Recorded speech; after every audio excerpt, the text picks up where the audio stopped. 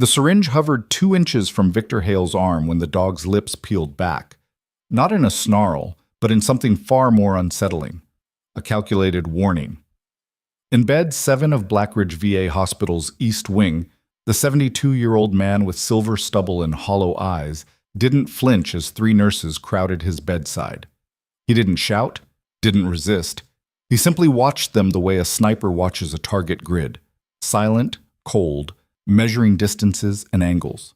The German shepherd at his feet never broke eye contact with the lead nurse's throat. Not aggressive, just ready. "Sir, if you refuse the IV one more time, we're removing the animal," Nurse Carla Jennings announced, her voice sharp enough to cut glass. Victor's jaw tightened, but he said nothing. The dog's ears flicked forward. Somewhere in the corridor, a doctor laughed about weekend plans. Somewhere beyond these walls, the city of Raven City hummed with traffic and ordinary lives. But in this room, the air tasted like gunpowder and unspoken violence, like everyone had just stepped into a kill zone and didn't know it yet. Before we go further, I need you to stay with me until the very end of this story. If it grips you, hit that like button. And drop a comment telling me what city you're watching from, because I want to see just how far this journey can reach. Now, let's begin. The infection had been festering for 11 days. Victor Hale sat upright in the narrow hospital bed, spine rigid against the cheap foam pillow, hands resting on his thighs like they were still gripping a rifle stock. The IV pole beside him stood empty, had been empty since intake. 3 separate doctors had tried. 2 physician assistants, a rotating parade of nurses who entered with clipboards and left with clenched jaws. All of them hit the same wall. The moment anyone reached for his arm, the dog moved. Not lunging, not barking, just shifting position with the kind of precision that made people reconsider their next move. "Mr. Hale, you're putting yourself at serious risk," Dr. Raymond Castor said from the doorway, refusing to step inside. He was young, maybe 35, with the kind of polished confidence that came from Ivy League credentials and 0 combat experience. His white coat was spotless. His tone dripped condescension. "The infection in your leg is spreading. Without antibiotics, you could lose the limb. Or worse." Victor didn't answer. His gaze drifted past Castor to the window, where gray Raven City sprawled beneath a low sky. Somewhere out there, the world kept spinning. People grabbed coffee, argued about parking, complained about weather. None of them understood what it felt like to wake up in a place that smelled like disinfectant and defeat, surrounded by strangers who looked at you like you were broken. "Did you hear me?" Castor pressed, irritation bleeding through his professional mask. "I heard you," Victor said quietly. His voice had the texture of gravel scraped over concrete, low, deliberate, and utterly devoid of fear. The dog, a black and tan German shepherd named Titan, sat perfectly still at the foot of the bed. His dark eyes tracked every movement in the hallway. His breathing was steady, controlled, the kind of calm that came from years of training in places where one wrong sound meant death. Castor exhaled sharply. "Then why won't you cooperate?" Victor's gaze finally shifted to him, just for a second, just long enough for Castor to feel the weight of it, the cold assessment, the absolute absence of submission. "Because I don't need to." "You're being irrational." "Am I?" Castor's jaw tightened. He glanced at Titan, then back at Victor. "That animal is a liability. If you continue to refuse treatment, hospital policy requires us to have it removed from the premises." Titan's ears swiveled forward. His posture didn't change, but something in the room shifted. A drop in temperature, a tightening of invisible wires. "He stays," Victor said. No inflection, no negotiation, just a statement of fact, delivered with the finality of a locked bolt. Castor's face flushed. "This isn't a barracks, Mr. Hale. This is a medical facility, and you're in violation of—" He stays. For a long moment, no one moved. Somewhere down the hall, a heart monitor beeped. A stretcher rattled past, but in room 7, the silence felt dense enough to choke on. Castor turned on his heel and left without another word. Carla Jennings had been a nurse for 19 years. She'd seen combative patients, delusional patients, patients high on 6 different substances at once. She'd been spit on, cursed at, threatened with lawsuits, and worse. None of it fazed her anymore. But Victor Hale was different. He wasn't loud, wasn't violent. He was just immovable, like trying to argue with a boulder. "Why do we keep trying?" muttered Kyle Reyes, one of the younger nurses, as they huddled near the nurses' station.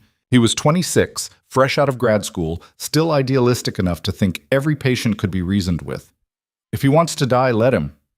"Because it's our job," Carla snapped, though her own patience was fraying. "And because if something happens to him on our watch, administration will crucify us." "Then let administration deal with him." "They already tried. 3 times. Kyle frowned. "So what do we do?" Carla glanced toward the room 7. Through the narrow window in the door, she could see Victor sitting motionless, staring at nothing. The dog lay beside him now, head resting on massive paws, eyes half closed but never fully shut. "We make him choose," she said slowly. "The dog or his health, one or the other." Kyle's eyes widened. "You really think that'll work?" "It has to." But even as she said it, something cold slithered through her gut, a primal instinct whispering that cornering Victor Hale was a very, very bad idea. The standoff continued for 2 more days. Victor refused every IV, every blood draw, every attempt at examination. The infection climbed higher, turning his calf a mottled purple red. His temperature spiked to 102. He still wouldn't eat, barely drank, just sat there like a statue, guarding something no one else could see.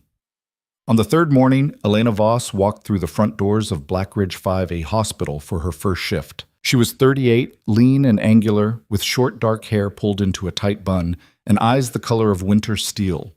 She moved with economy, no wasted steps, no unnecessary motion.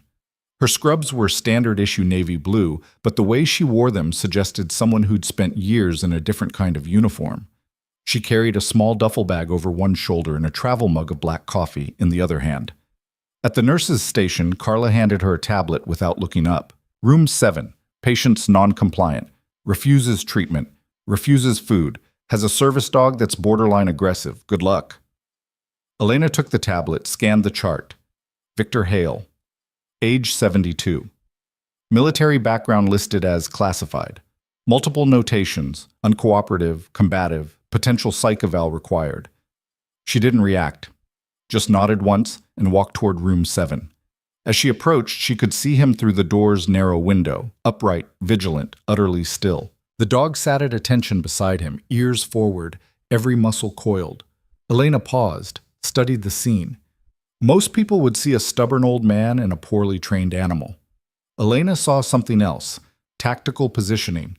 The bed was angled so Victor could see both the door and the window. The dog sat on his left, his weak side, guarding his blind spot. The IV pole had been moved to block the most direct approach angle. This wasn't defiance. This was defense. She took a slow breath, then knocked twice. Sharp, deliberate, military cadence. Victor's gaze snapped to the door. Elena didn't open it. Instead, she stood where he could see her clearly through the glass. She didn't smile, didn't soften her expression. She just met his eyes, steady, level, no pity, and waited. After a long moment, Victor gave a fractional nod. Elena opened the door and stepped inside, but she didn't approach the bed. She stopped 3 feet from the threshold, hands visible, posture neutral. The dog's eyes locked onto her, but he didn't growl. "My name is Elena Voss," she said quietly. "I'm here to check your vitals and assess your condition. I'm not here to force anything, but I need to know, do you understand why you're here?" Victor's jaw worked for a second, then, "I know exactly why I'm here." "Good." Elena's gaze flicked to Titan. "What's his name?" "Titan." "Is he working?" Victor's eyes narrowed slightly, a flicker of something sharp and searching. "He's always working." Elena nodded slowly. Then, without breaking eye contact with Victor, she addressed the dog directly. "Titan, stand down." The room went silent. Titan's ears flicked. His gaze shifted between Elena and Victor, waiting for confirmation. Victor didn't move, didn't speak, just watched her with an intensity that would have made most people flinch. Elena held his stare. Permission to approach? The question hung in the air like smoke, Then, almost imperceptibly, Victor nodded. Titan relaxed. Not completely, never completely, but enough. His haunches lowered, his breathing evened out. Elena crossed the room in 3 measured steps, rolling the IV pole with her. She didn't rush, didn't crowd. She positioned herself at an angle that kept Victor's dominant hand free and gave Titan clear line of sight. "I'm going to clean the site," she said, pulling on gloves. "Then I'll insert the line. If you need me to stop, say the word. Clear?" Victor studied her for another heartbeat. Then, "Clear." She worked in silence. Swab, tourniquet, needle in on the first try, smooth and professional, tape secured. IV hooked and dripping within 90 seconds. When she stepped back, Victor was staring at her with an expression she couldn't quite read. "What unit?" he asked, voice barely above a whisper. Elena met his eyes. 75th Ranger Regiment. 2 deployments. Medic. Victor's throat worked. His hands, which had been rigid on his thighs, slowly relaxed. "You saw combat." "I saw enough." For a long moment, neither of them spoke. Then Victor exhaled, a slow, shuddering breath that seemed to carry years of weight. "They don't get it," he said quietly. "They see the dog. They think he's a pet. They see me. They think I'm broken." "You're not broken," Elena said simply. "You're in a defensive posture. There's a difference." Victor's eyes sharpened. "You really believe that?" "I know that." She glanced at Titan, who was now lying down, head resting on his paws, but eyes still tracking her every move. "He's not aggressive. He's protecting you. Because you taught him that's his job. And you're not refusing treatment because you're stubborn. You're refusing because every instinct you have is screaming that this place isn't safe." Victor's breath hitched. He looked away, jaw clenched so tight the tendons stood out like cables. "I've been here 11 days, he said hoarsely. 11 days and not one person has asked me what I need. They just keep pushing, demanding, threatening." His voice cracked.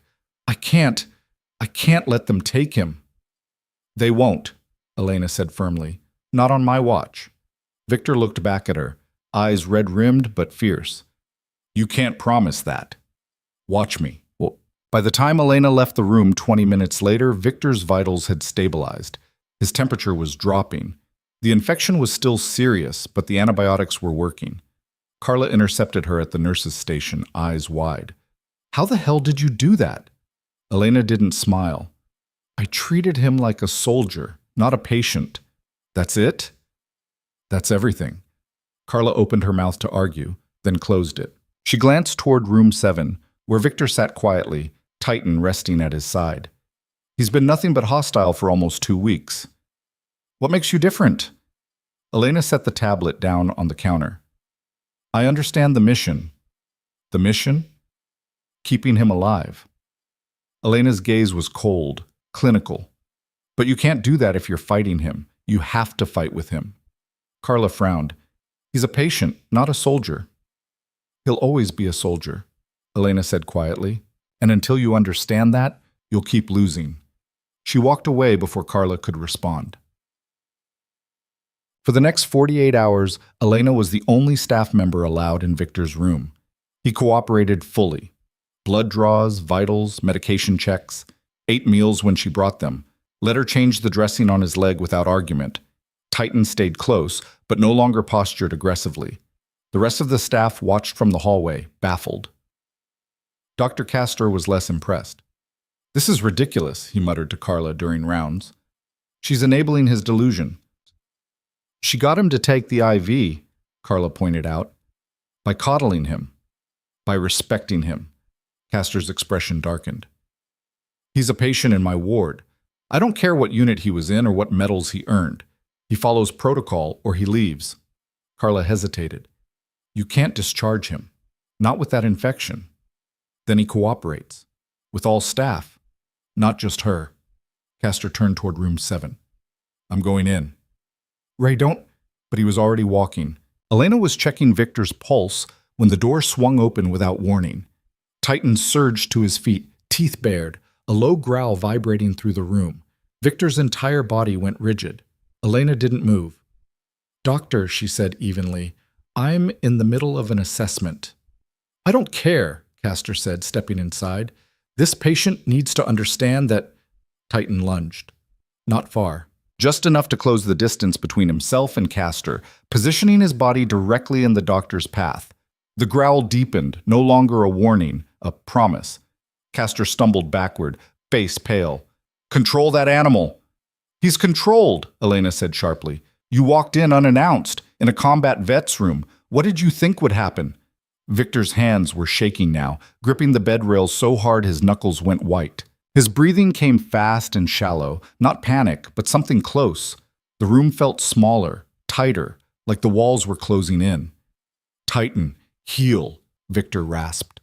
The dog hesitated, then backed up slowly, never taking his eyes off Castor. "Get out," Elena said coldly. Castor's face flushed red. "Excuse me?" "You heard me. Get out." For a moment, Castor looked like he might argue. Then he saw Victor's face, the barely controlled tremor, the 1,000-yard stare creeping into his eyes, and something clicked. He turned and left. Elena closed the door behind him, then moved back to Victor's side. She didn't touch him, didn't speak right away, just stood there, silent and steady, until his breathing slowed. "You okay?"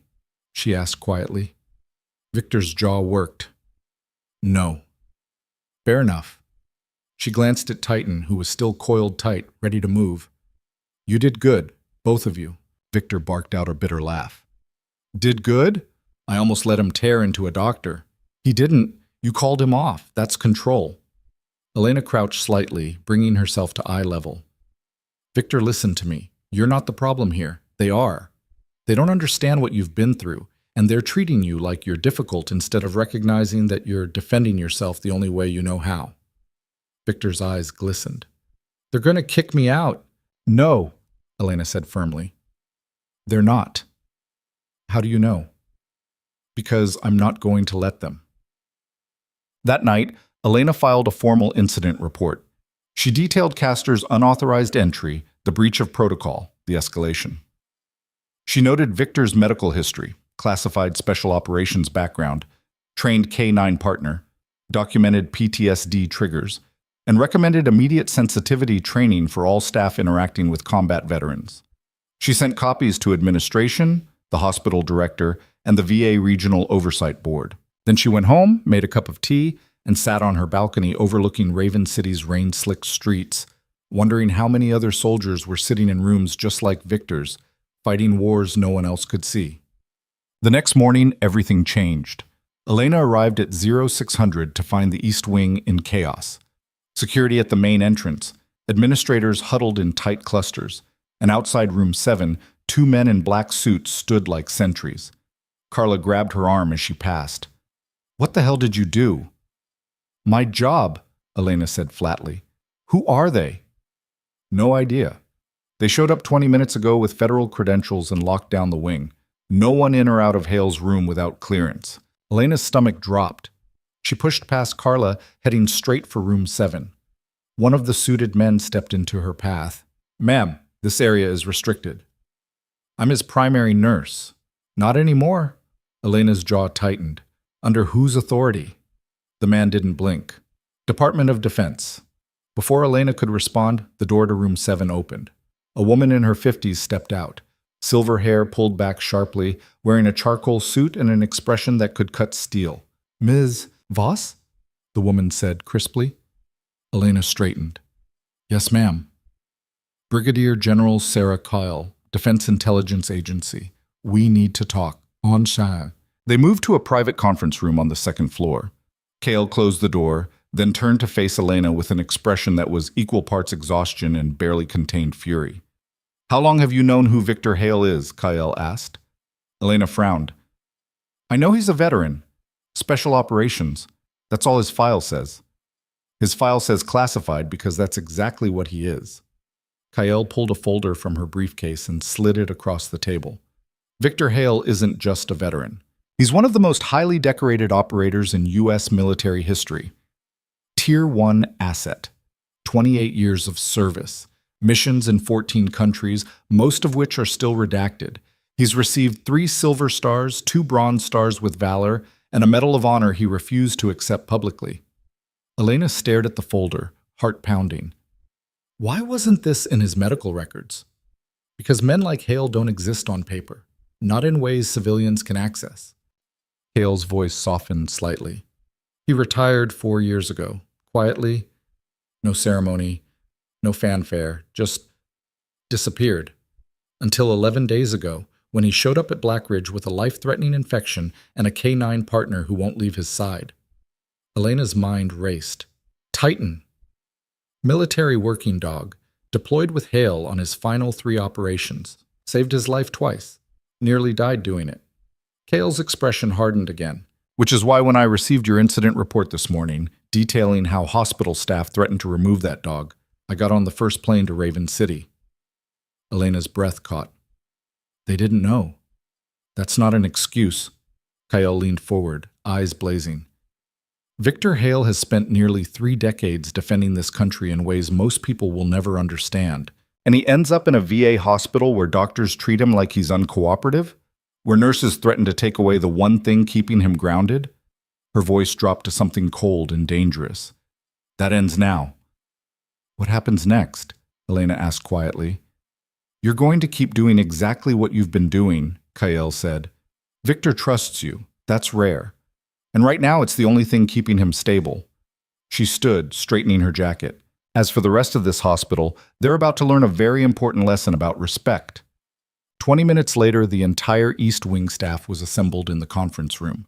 Dr. Castor stood at the front, arms crossed, visibly annoyed. This is highly irregular, he said. We're in the middle of Sit down, doctor, Cale said flatly. Castor blinked. Excuse me? Cale didn't repeat herself. She just stared at him until he sat. Then she addressed the room. My name is Brigadier General Sarah Kyle. As of this moment, Victor Hale's care falls under Department of Defense oversight. Any decisions regarding his treatment will be cleared through me personally. Any staff member who violates protocol will be removed from this facility and face federal review. She paused, letting that sink in. Do I make myself clear? Silence. Carla raised a tentative hand. General, with respect, we didn't know. You didn't ask, Kyle shot back. You saw a difficult patient and decided the problem was him, not the system, not your approach. Him. Her gaze swept the room. Victor Hale is a decorated combat veteran suffering from an infection that should have been treated on day 1. Instead, he's been fighting for 11 days. Not because he's stubborn, but because no one in this building bothered to see him as anything other than a problem. Castor's face was white. We followed standard procedure. Your procedure failed. Cale's voice was ice. And because of that failure, you put a national asset at risk. You threatened to remove his service animal, an action that could have triggered a severe psychological episode. And you did all of this without once considering that maybe, just maybe, the man sitting in that room has earned the right to be treated with dignity. She let the words hang. Then she turned to Elena. Ms. Voss, you'll continue as his primary caregiver. Anyone else who enters that room does so with your explicit permission. Understood? Elena nodded. Yes, ma'am. Cale looked back at the group. The rest of you will undergo immediate training on combat veteran care. Non-negotiable. Sessions start tomorrow. She gathered her briefcase. Dismissed. That evening, Elena sat alone in the break room, staring at her coffee. Carla slid into the seat across from her. You knew, didn't you? Elena glanced up. Knew what? That he was that. I knew he was a soldier, Elena said quietly. The rest doesn't matter. It matters to them. Carla gestured toward the hallway where Castor was being escorted out by security. He's been suspended pending investigation. They're saying he violated patient rights. Elena didn't respond. Carla leaned forward. How did you know how to handle him? Because I've been where he is, Elena said simply. Not exactly, but close enough. She met Carla's eyes. When you've spent years in a place where hesitation means death, coming back to the normal world doesn't feel safe. It feels like a trap. And every person who pushes you, every demand, every threat, it just confirms that you were right not to trust anyone. Carla was quiet for a long moment. Then, what do we do now? We give him space. We give him respect, and we let him heal. Elena stood, picking up her coffee. And we make damn sure no one else who comes through those doors ever has to fight this hard just to be seen. Late that night, Elena returned to room 7. Victor was sitting up, Titan resting at his feet. The IV was still in place. The infection was visibly receding, but his eyes, they were tired, worn down by battles no one else could see. You didn't have to do that, he said quietly as Elena checked his vitals. Yes, I did. They're going to hate you for it. I've been hated by worse. She adjusted the drip rate, then stepped back. How are you feeling? Victor considered the question. Lighter. Good. He looked at her then, really looked. You were a medic. I was. Combat? Enough. Victor nodded slowly. Then you know what it's like to come back, to try to fit into a world that doesn't understand the weight you're carrying. Elena's throat tightened. I know. Do you still carry it? She hesitated, then, every day. Victor's expression softened. Thank you. For what? For seeing me. Elena's vision blurred. She blinked hard, forcing it back. You were always worth seeing, Victor. They just weren't looking. As she turned to leave, Victor spoke again. Titan wants to show you something. Elena paused, glancing back. Titan rose slowly from his resting position. Then, with deliberate precision, he lifted his right paw and held it against his brow, a perfect military salute. Elena's breath caught. Victor's voice was rough with emotion. He only does that for operators, people he trusts. Elena straightened. Then, without thinking, she returned the salute, sharp, formal, absolute. Salute acknowledged, she said quietly. Carry on. Titan lowered his paw and sat back down, eyes never leaving hers. And in that moment, Elena realized the war wasn't over. Not for Victor, not for Titan, maybe not for her either, but at least now they weren't fighting alone. Outside the window, Raven's city glittered under a moonless sky, oblivious to the silent revolution happening in room 7, a revolution built not on violence, but on something far more powerful: recognition. The next morning arrived with the kind of cold clarity that follows a storm. Elena clocked in at 05:45 earlier than usual and found the East Wing transformed. Security badges now hung from every staff member's neck. New protocol, DoD mandated. The nurses' station had been reorganized, files recoded, and a laminated notice hung on the bulletin board. All combat veteran patients require pre-approach briefing, no exceptions. Victor's door remained closed, but through the narrow window she could see him sitting upright, Titan's head resting on the bed beside his hand. The infection was retreating, his color had improved, but the tension in his shoulders hadn't eased, not completely. He was still waiting for something, still braced for the next fight. Elena knocked twice, the same sharp cadence as before. Victor's gaze met hers through the glass. He nodded once. She entered quietly, keeping her movements predictable. Titan's tail thumped once against the floor, the closest thing to a greeting she'd earned. Small victories. Morning, she said, pulling on fresh gloves. How'd you sleep? Didn't... Nightmares? Memories. Victor's voice was flat, matter-of-fact. Same thing, different word. Elena checked his vitals without commenting. Blood pressure stable, pulse steady, temperature down to 99.1. The IV site showed no signs of irritation. Everything pointed toward recovery, but the numbers didn't tell the whole story. They never did. General Kyle left orders, Elena said, adjusting the drip rate. You're cleared for discharge in 72 hours if the infection keeps receding. After that, you'll need outpatient follow-up. Weekly at first, then monthly. Victor's jaw tightened. She tell you anything else? Elena hesitated. Like what? Like why she really came. The question hung in the air like smoke. Elena finished securing the fresh bandage on his calf before answering. She said you're important, that people need to understand who you are. I'm nobody, Victor said quietly. Just an old man who stayed in the fight too long. That's not what your file says. Files lie. Elena sat down in the chair beside his bed, The first time she'd done that. Titan watched her carefully but didn't move. "You know what I think?" she said. "I think you're scared." Victor's eyes snapped to hers, sharp as blades. "Excuse me?" "Not of dying, not of pain." Elena leaned forward slightly, keeping her voice low and steady. "You're scared that if people know who you really are, they'll expect something from you that you can't give anymore." For a long moment, Victor didn't respond.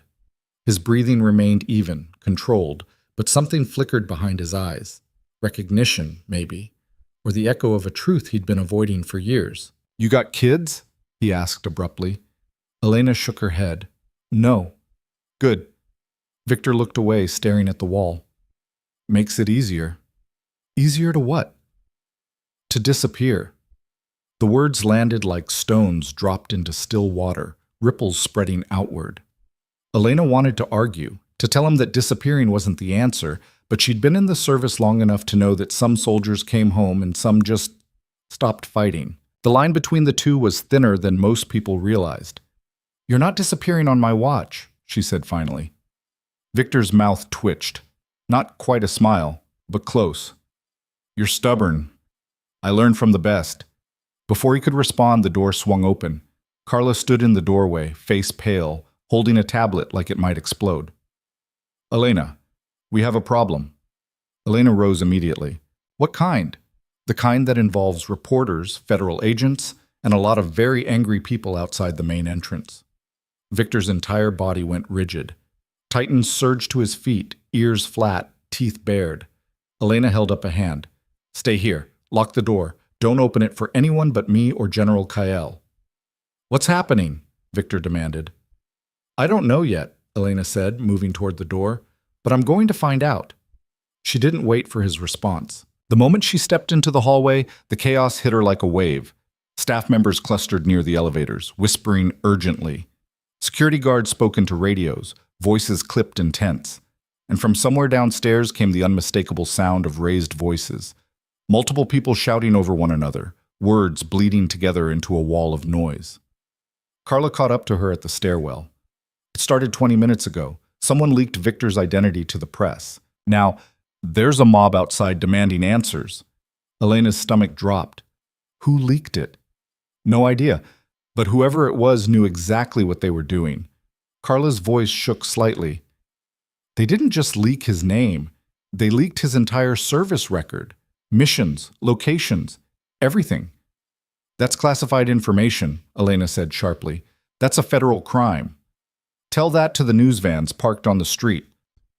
They reached the ground floor and pushed through the double doors into the main lobby. The scene was pandemonium.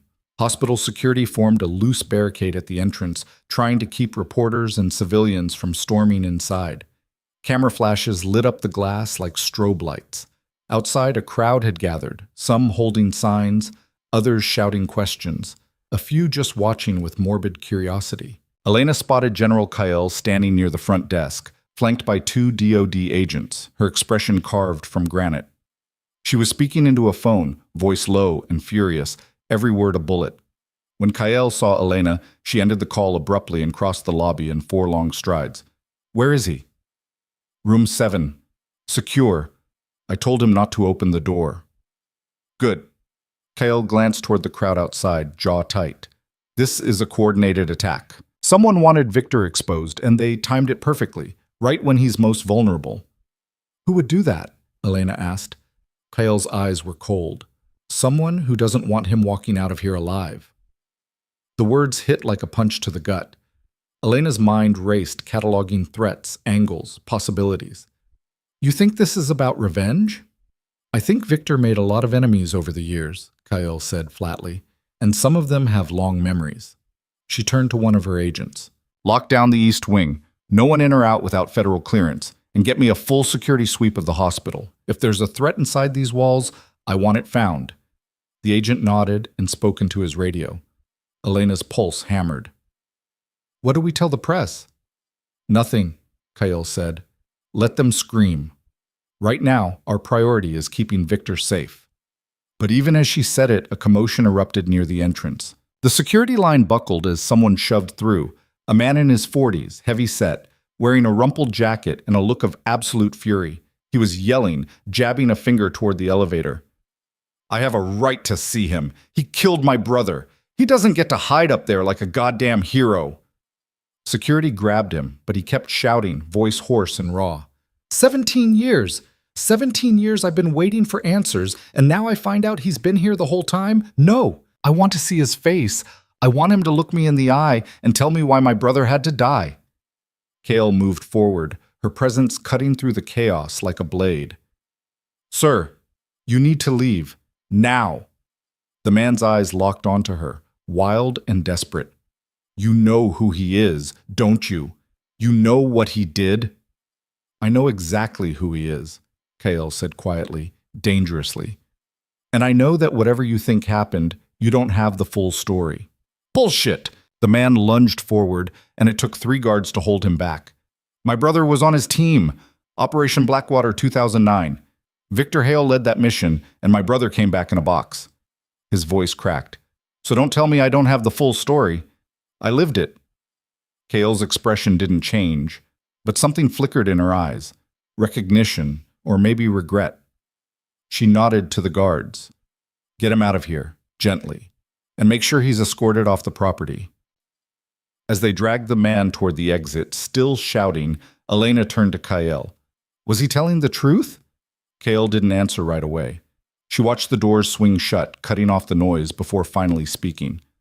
Operation Blackwater was a classified hostage rescue. 8 operators went in, 4 came back. Her voice was quiet, measured. Victor led that team. And yes, that man's brother was one of the casualties. Elena's chest tightened. Did Victor pulled 2 wounded men out under heavy fire and held a defensive position for 6 hours until extraction arrived, Kyle said sharply. He saved lives that night, but he couldn't save everyone.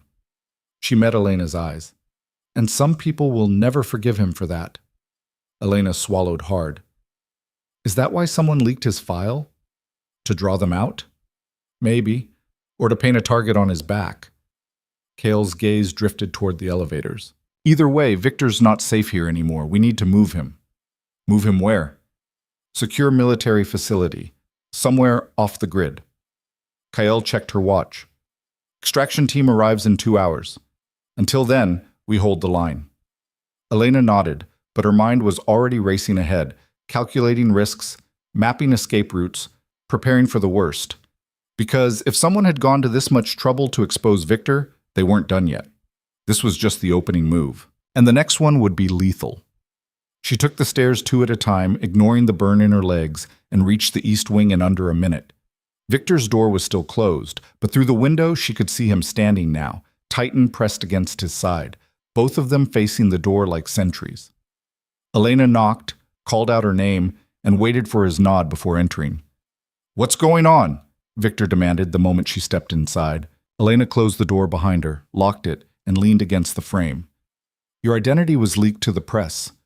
There's a crowd outside. One of them tried to force his way in, said you were responsible for his brother's death. Victor's face went blank. Completely, utterly blank. Not shock, not denial. Just absence. Like someone had flipped a switch and shut everything down. Operation Blackwater, he said finally, voice hollow. You remember. I remember all of them. Victor sank back onto the bed, hands trembling. Marcus Lane, that was his brother. Corporal David Lane, 24 years old, engaged, planning to open a bar when he got home. His throat worked. He took 3 rounds to the chest covering our retreat, died before the medevac arrived. Elena moved closer, slowly. Kyle said you saved 2 others. I should have saved all of them. You can't save everyone, Victor. I know. His voice cracked. Doesn't make it hurt less. Titan whined softly, pressing his muzzle into Victor's palm. The old man's fingers curled around the dog's fur, holding on like it was the only thing keeping him anchored. Elena crouched down, bringing herself to eye level. Listen to me. Someone leaked your file to hurt you, to expose you when you're vulnerable, but it doesn't change who you are or what you've done. You're not a monster. You're a soldier who made impossible choices in impossible situations. Victor's eyes glistened. You don't know what I've done. I know enough. Elena's voice was firm, unyielding. And I know that the man sitting in front of me right now isn't defined by his worst day. He's defined by every day he chose to keep going. For a long moment, Victor just stared at her. Then slowly he nodded.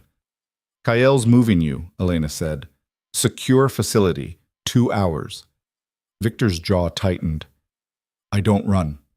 This isn't running. This is tactical repositioning. She managed a faint smile. You taught me that, remember? Victor exhaled shakily. You're too damn smart for your own good. I learned from the best. A knock at the door made them both tense. Elena rose, hand instinctively moving to her waistband. Old habit, even though she wasn't armed. Who is it? Dr. Raymond Castor. Elena's blood went cold. Castor had been suspended. He shouldn't be in the building. She glanced at Victor, who was already on his feet, tightened position between him and the door. Doctor, Castor, you're not authorized to be here, Elena called out. I need to speak with Mr. Hale. It's urgent. Anything you need to say can go through General Kael. Please. Castor's voice was strained, almost desperate. I need to apologize for everything. I was wrong. I see that now. Victor's eyes narrowed. He's lying. Elena's instincts screamed the same thing. She moved to the door, peered through the narrow window. Castor stood alone in the hallway, hands visible, no obvious weapons. But something about his posture was off, too stiff, too controlled, like he was holding himself together by force of will. Go away, Doctor, Elena said firmly. Castor's face twisted. You don't understand. If I don't do this, they'll... He didn't finish. The explosion was small, contained, but the shockwave hit the door like a battering ram, splintering the frame and hurling Elena backward. She crashed into the wall, ears ringing, vision blurred. Smoke filled the room, acrid and choking. Through the haze, she saw Castor stumble inside, blood streaming from a gash on his forehead, eyes wild. He was holding something. A syringe filled with clear liquid. I'm sorry, he gasped, lurching toward Victor.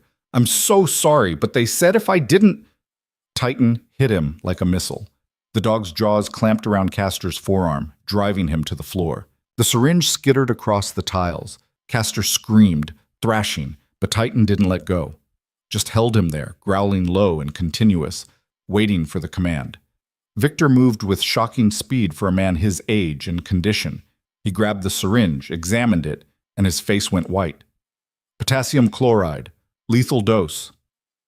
Elena forced herself upright, head pounding, taste of copper in her mouth. Who sent you? Castor was sobbing now, blood and tears mixing on his face. They have my daughter. They said if I didn't do it, they'd kill her. Please. I didn't want to. I swear I didn't want to. Alarm shrieked through the building. Footsteps thundered in the hallway. Within seconds, Kael burst through the ruined doorway, weapon drawn, agents flanking her. She took in the scene. Castor on the floor, Titan holding him, Victor standing with the syringe, Elena bleeding from a cut above her eye, and her expression turned to stone. Secure him, she snapped. 2 agents hauled Castor up, cuffing him despite his hysterical pleas. Kael turned to Victor. Are you hurt? No. Victor's voice was steady now, cold and calm. But he was sent to kill me. Kael nodded grimly. We figured. The question is by who? Doesn't matter, Victor said flatly. What matters is they're willing to use civilians. That means there's more coming. As if on cue, the lights went out. Emergency generators kicked in after 3 seconds, bathing everything in sickly red. And from somewhere below came the sound of gunfire. Controlled bursts, military precision. Kael's radio crackled. Ground floor breach. Multiple hostiles armed and armored. Repeat, we have active shooters in the building. Kael's eyes met Victor's. How many? Victor tilted his head, listening to the rhythm of the shots. At least 4, trained, coordinated. They're clearing rooms. They're coming for you. I know. Victor looked down at Titan, then at Elena, and something hardened in his expression. The shift from survivor to operator, from patient to soldier. Get everyone out! Evacuate the wing! We're not leaving you, Elena said immediately. You don't have a choice. Victor moved to the door, scanning the hallway with the same tactical precision he'd used since day one. This is what I do, what I've always done. He glanced back at her, and for the first time since she'd met him, he smiled, faint, sad, but genuine. Besides, I'm tired of running. Kale started to argue, but another burst of gunfire cut her off. Closer now, maybe one floor down. We need to move, one of her agents said urgently. Kale hesitated, torn between duty and something that looked suspiciously like respect. Then she holstered her weapon and met Victor's eyes. Don't die, soldier. Wasn't planning on it. She turned and barked orders into her radio, coordinating evacuation and reinforcements. Elena grabbed a trauma kit from the supply cart, slinging it over her shoulder. I'm staying. Elena, I didn't pull you back from the edge just to watch you walk into a kill zone alone, she said fiercely. So shut up and tell me what you need. Victor stared at her for a heartbeat. Then he nodded once. Clear the corridor, lock down the stairwells, and find me a weapon. Elena didn't hesitate. She sprinted to the nurse's station, ripped open the emergency cabinet, and grabbed the fire axe mounted inside. Not a gun, but better than nothing. When she turned back, Victor was already at the doorway, Titan at his heel, both of them coiled and ready. The gunfire was on their floor now, and the men coming for Victor Hale were about to learn a lesson that would be written in blood. You don't corner an apex predator and expect to walk away. The hallway stretched empty and red-lit before them. Somewhere in the distance, people screamed. Alarms wailed. Footsteps pounded closer, measured and relentless. Victor rolled his shoulders once, like shaking off chains he'd worn too long. Then he looked at Elena, at the axe in her hands, at the fear and determination warring in her eyes. Stay behind me, he said quietly. And whatever happens, don't stop moving. The first shadow appeared at the far end of the corridor, and Victor Hale stepped forward to meet it. The figure moved like smoke through the red emergency lighting, tactical gear matte black, rifle raised in a two-handed grip that spoke of professional training. He cleared the corner with textbook precision, scanning left, then right, muzzle tracking his sightline. Behind him, two more shadows materialized. Same gear, same movements, same lethal efficiency. Victor didn't wait for them to acquire targets. He moved laterally, using the doorframe as cover, one hand signaling Elena back while the other reached for Titan's collar. The dog understood instantly. No sound, no movement, pure stillness. In the span of 3 heartbeats, Victor had assessed distance, cover, approach angles, and probable armament. The calculations ran on instinct, muscle memory carved from decades of operations in places where hesitation meant death. The lead shooter's infrared laser swept the corridor, a thin line of light invisible to the naked eye but crystal clear through night vision. Victor tracked its movement, timing the pattern. 2 seconds on the left wall, 3 seconds center, 1 second right, repeat. Predictable. Fatal. When the laser hit the right wall, Victor moved. He crossed the corridor in 4 long strides, staying low, using the nurse's station as concealment. The shooters hadn't expected speed from a 72-year-old man with an infected leg. Their weapons tracked half a second too slow. By the time the lead shooter adjusted, Victor was already behind the counter, yanking Elena down with him. How many rounds? Victor whispered, his breath barely disturbing the air. Elena's hands shook as she checked the fire axe. Useless information, but her mind was trying to process, trying to categorize, trying to find patterns in chaos. Victor, how many shots did you count? She forced herself to think. 6? Maybe 7. 8. Controlled pairs, 2 targets, which means they're clearing rooms, not spraying blind. Victor's eyes were cold now, calculating. They're professionals. Contractors, maybe. Definitely not amateurs. What do? We make them think like soldiers instead of hunters. Victor glanced at Titan, then at the emergency exit 20 feet to their left. The door was reinforced steel, cipher-locked, requiring a code or a badge swipe. But it also had a manual override bar, red, clearly marked, designed for exactly this kind of situation.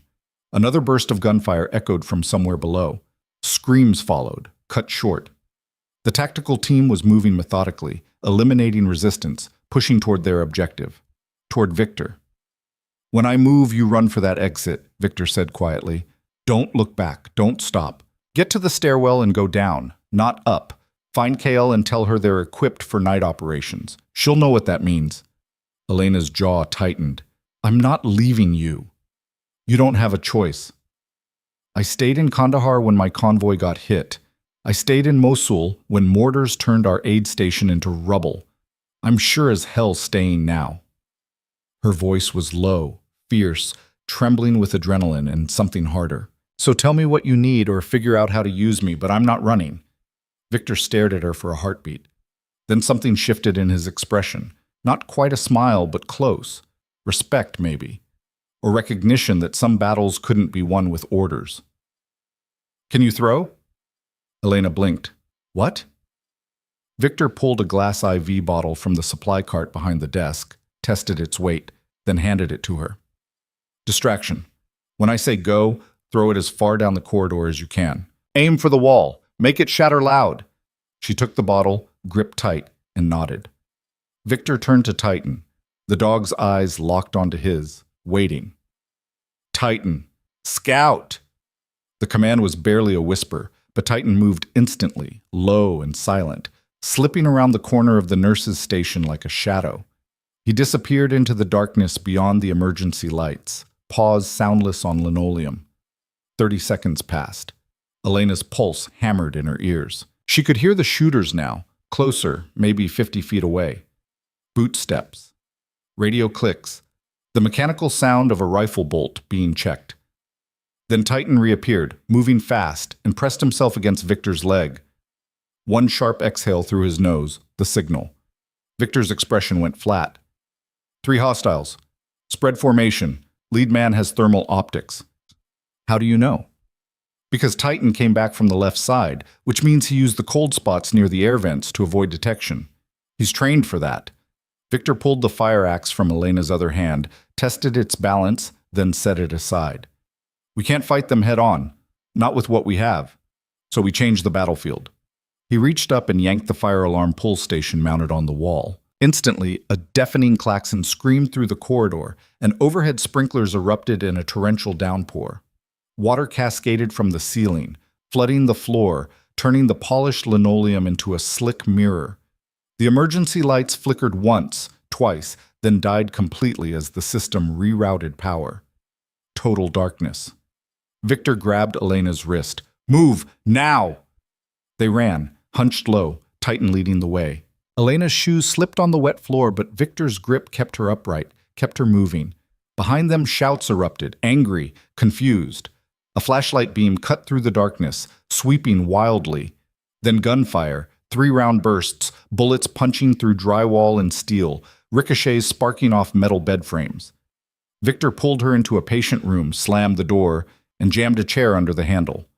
The window overlooked Raven City's east side, 4 stories up, no fire escape. Trapped. "What now?" Elena gasped, water streaming down her face. Victor was already moving, ripping sheets from the empty bed, knotting them together with swift, practiced movements. "Now we improvise." "You can't be serious. You got a better idea?" Another burst of gunfire, closer now. The door shuddered as something heavy slammed into it. Once, twice. The chair groaned but held. Victor tied one end of the makeshift rope to the bed frame, tested it with his full weight, then threw the other end out the window. 4 stories. 20 feet of sheet. That puts us 2 stories up when we drop. It's survivable. "Are you insane?" "Regularly." Victor grabbed her shoulders, forcing her to meet his eyes. "Listen to me. I've made jumps from worse heights with worse equipment. You're young, fit, and trained. You can do this, but you have to trust me." The door splintered. Wood cracked. Hinges screamed. Elena looked at the window, at the sheets, at the 4-story drop into darkness and rain. Every instinct screamed that this was suicide. But so was staying. "Titan first," Victor said, already lifting the dog. "He's trained for water landings. He'll be fine." Before Elena could protest, Victor dropped Titan out the window. The dog didn't yelp, didn't struggle, just fell, legs extended, and disappeared into the night. 3 seconds later, a faint splash. "Your turn." Elena grabbed the sheets, swung her legs over the sill, and didn't let herself think. She climbed down fast, hand over hand, rain pelting her face, wind tearing at her clothes. The sheets were slippery, unstable, twisting with every movement. Below, darkness yawned like an open mouth. At the end of the line, she hung for a heartbeat, looking down at nothing. Then she let go. The fall was short, brutal, and ended in icy water. She hit the surface of a drainage retention pond behind the hospital, went under, kicked hard, and broke the surface gasping. Titan was already swimming toward the edge, powerful strokes cutting through the water. Above, Victor appeared at the window. He didn't climb, just wrapped the sheet around his forearm once, gripped tight, and stepped off. The descent was controlled, fast, a controlled fall more than a climb. He hit the sheet's end and released, dropping the last 15 feet into the water without hesitation. He surfaced beside Elena, breathing hard but steady. "Move," he said, already swimming. "They'll be on us in 30 seconds." They reached the concrete edge and hauled themselves out, dripping and shaking. Titan shook once, spraying water, then froze, ears forward, body tense, watching something in the shadows. Elena followed his gaze and saw her, a woman, mid-40s, standing under the overhang of a maintenance shed. She wore civilian clothes, jeans, dark jacket, but her stance was pure military, and the pistol in her hand was aimed directly at Victor's chest. "Don't move," the woman said quietly. Victor raised his hands slowly, palms out. "Who sent you?" "Same people who sent the others, but I'm not here to kill you." She lowered the weapon slightly, though it never stopped tracking center mass. "I'm here to offer you a choice." "Not interested." "You should be, because the men upstairs, they're not the only team. There are 3 more converging on this location. Raven City PD has been told to stand down. Federal response is being delayed, and by the time anyone with actual authority arrives, you'll be dead, and this will be written off as a tragic incident during a hospital evacuation." The woman's voice was calm, clinical. "Unless you come with me." Elena's hand inched toward a piece of broken concrete.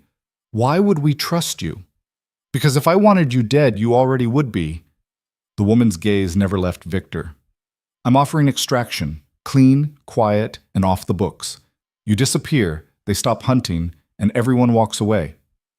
"What's the catch?" Victor asked. "You don't talk, you don't testify, you don't become a symbol." The woman stepped forward, close enough now that Elena could see her face, scarred, weathered, eyes that had seen too much. "The people who want you dead aren't criminals, Hale. They're bureaucrats, politicians, people who got rich off black budgets and classified contracts. Your existence is a liability to them. Your silence is the price of survival." Victor's jaw tightened. "And if I refuse? Then I walk away, and you deal with what comes next on your own." For a long moment, no one moved. Rain continued to pour, drumming against concrete and steel. In the distance, sirens wailed, police, fire, ambulance, all converging on Black Ridge. But they were still minutes away, too far, too late. Victor lowered his hands. "I've spent 30 years keeping secrets for people who treated me like a weapon. I'm done." The woman's expression didn't change. "That's your answer?" "That's my answer." She holstered her pistol smoothly, no wasted motion. "Then you're on your own. Good luck." She turned and walked into the shadows, disappearing as completely as she'd appeared. Elena waited for gunfire, for betrayal, but nothing came. Just rain and darkness and the distant sound of chaos. "Victor, we need to move." He was already heading toward the access road that ran behind the hospital, Titan at his heels. "If she was telling the truth, we've got maybe 5 minutes before the next team arrives." Elena caught up, lungs burning, mind racing. "Where are we going?" "Anywhere but here." They ran through service alleys and maintenance corridors, navigating by instinct and emergency signage. Victor moved like a man half his age, adrenaline overriding pain and exhaustion. But Elena could see the strain, the limp becoming pronounced, the breathing ragged, the slight tremor in his hands. They emerged onto a side street just as a black SUV screeched around the corner, headlights cutting through the rain. Elena grabbed Victor's arm, pulling him back, but the vehicle wasn't slowing. It was accelerating. Titan growled, low and continuous. Victor pushed Elena behind him, hands coming up in a defensive stance that would have been useless against 2 tons of steel. The SUV skidded to a stop 3 feet away. The passenger window rolled down. General Kyle looked out at them, face grim. "Get in, now!" Victor didn't hesitate. He yanked open the back door, shoved Elena inside, and followed with Titan. The moment the door slammed, Kyle's driver punched the accelerator, and they shot forward, tires screaming. "How did you find us?" Elena gasped, buckling her seatbelt with shaking hands. "Same way they did. Thermal imaging, traffic cams, and a whole lot of luck." Kale twisted in her seat, eyes scanning Victor. "You're bleeding." Victor glanced down. Blood seeped through his pants where the infection site had reopened, mixing with rainwater. "It's fine." "It's not fine." Kale pulled a medical kit from under her seat and handed it to Elena. "Patch him up. We've got a 20-minute drive to the safe house."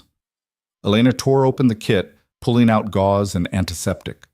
Victor didn't flinch as she cleaned the wound, just stared out the window at Raven City blurring past. "The hospital?" he asked quietly. "Evacuated. 15 casualties, mostly minor. The shooters retreated when my team arrived, but they took Castor with them." Kale's voice was tight, with barely controlled fury. "We also found bodies in the basement. 2 maintenance workers. Execution style." Elena's hands stilled. "They killed civilians?" "They killed anyone who got in their way." Kale's gaze locked onto Victor. "This isn't about revenge anymore, Hale. This is about erasure. Someone wants you gone badly enough to commit mass murder in a federal facility. That's a declaration of war." Victor's expression was carved from stone. "Who?" "We're working on it, but whoever they are, they've got resources in reach. Federal databases were scrubbed in real time during the attack. Security footage corrupted. Radio intercepts jammed." Kale's jaw tightened. "Someone inside the government is protecting them." The SUV took a hard turn, throwing Elena against Victor. She felt his muscles tense, coiled and ready despite exhaustion and injury. Titan pressed against his leg, offering silent support. "What's the plan?" Victor asked. "Right now? Keep you alive long enough to figure out who's pulling the strings." Kale turned back to the front, checking her phone. "I've got calls in to DOD, CIA, and the White House. Someone will talk." They always do. But even as she said it, her phone rang. She answered, listened for 10 seconds, and her face went white. "Understood. We're en route." She ended the call and met Victor's eyes in the rearview mirror. "Change of plans. We're not going to the safe house." "Why not?" "Because it just exploded." The words hung in the air like a death sentence. Elena's stomach dropped. "How?" "Car bomb. Remote detonation. Whoever's hunting you knew where we were taking you." Kyle's voice was ice cold, but Elena could hear the tremor underneath. Fear, anger, the realization that they were outmatched and outgunned. "They're not just killing you, Hale. They're killing anyone who tries to protect you." Victor closed his eyes, exhaling slowly. "Then stop protecting me." "Not an option." "It's the only option." Victor leaned forward, intensity radiating off him. "You said it yourself. They've got reach, resources, someone inside the government. You can't fight that. Not without exposing yourself." "But I can." "You're one man." "I'm the man they're scared of." Victor's voice was quiet, steady, absolutely certain. "Why do you think they're trying so hard to erase me? It's not about revenge. It's about what I know, what I've seen, the operations I ran, the orders I followed, the people who gave those orders." He met Kyle's eyes. "I'm a walking archive of classified sins, and someone decided it's time to burn the archive." Kale's grip tightened on the headrest. "If you're right, then going public is suicide. They'll discredit you, destroy you, maybe kill you anyway." "Maybe, but at least I'll take them with me." Elena shook her head. "Victor, you can't—" "I spent 30 years in the shadows," he said, turning to her.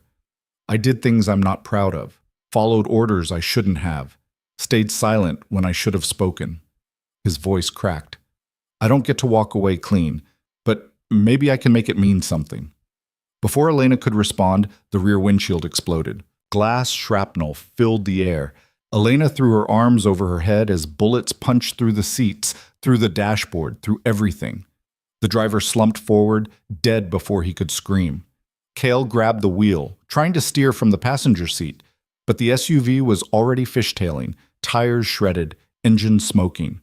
Victor grabbed Elena and Titan, shielding them with his body as the vehicle careened off the road and slammed into a concrete barrier. The impact was catastrophic, metal crumpling, glass shattering, the world spinning in a chaos of sound and pain. Then silence. Elena's ears rang. Blood ran into her eyes. She couldn't feel her left arm, but she was alive. Beside her, Victor groaned, struggling to move. Titan whined, trapped under the collapsed seat. In the front, Kale was conscious but pinned, her leg twisted at an unnatural angle. "Out!" Kale gasped. "Get out now!" Elena kicked at the door. Once, twice. It burst open, and she half fell, half crawled onto the wet pavement. She reached back, grabbed Victor's jacket, and pulled. He came free, dragging Titan with him. Behind them, headlights appeared. Multiple vehicles, moving fast. Kale pulled her sidearm, checked the magazine. 4 rounds left. "Run!" "We're not leaving you," Elena said. "You don't have a choice." Kale's face was pale, slick with blood, but her eyes were clear. "I'll buy you time. Get to the docks. There's a warehouse, number 47, red door, code is 8241. Inside you'll find weapons, supplies, and a secure line." She met Victor's gaze. "Finish this, soldier." Victor hesitated. Then he nodded once, a salute without words. Kyle turned back to the approaching vehicles and raised her weapon. Victor grabbed Elena's hand and ran. They cut through an alley, vaulted a chain-link fence, and disappeared into Raven City's industrial district. Behind them, gunfire erupted. Single shots, disciplined, each one buying seconds. Then silence. Elena's chest burned. Her vision swam. But she kept moving, kept following Victor's lead as he navigated by memory and instinct through streets that all looked the same in the rain and darkness. The docks emerged from the gloom, rows of warehouses, shipping containers stacked like building blocks, cranes looming overhead like skeletal giants. Somewhere in the distance, a foghorn moaned. Warehouse 47 was tucked between 2 larger buildings, barely visible. The red door was rusted, padlocked, covered in graffiti. Victor punched in the code. The lock clicked. They stumbled inside and slammed the door behind them. The interior was dark, cold, and smelled of oil and salt. Victor found a light switch. A single bulb flickered on, revealing a space that was part bunker, part armory. Weapons lined the walls. Rifles, pistols, explosives. A desk in the corner held laptops, radios, and stacks of files. Elena collapsed against a crate, shaking violently. "What is this place?" "Emergency cache." Victor moved to the desk, booted up a laptop. Kyle must have set it up after the leak. Smart. "Victor." Elena's voice cracked. "She's dead. The driver's dead. How many more people have to die because of you?" He didn't answer, just kept typing, pulling up files, cross-referencing data. "Did you hear me?" "I heard you." Victor's fingers stilled on the keyboard. "And you're right. Too many people have died. That's why this ends tonight." "How?" He turned the laptop toward her. On the screen was a list of names: politicians, military brass, defense contractors. Beside each name were dates, locations, dollar amounts, evidence of corruption, black market deals, illegal operations spanning decades. Kale said someone inside the government is protecting them, Victor said quietly.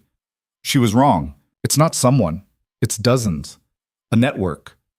And they all have one thing in common. They profited from the wars I fought, the operations I ran, the secrets I kept.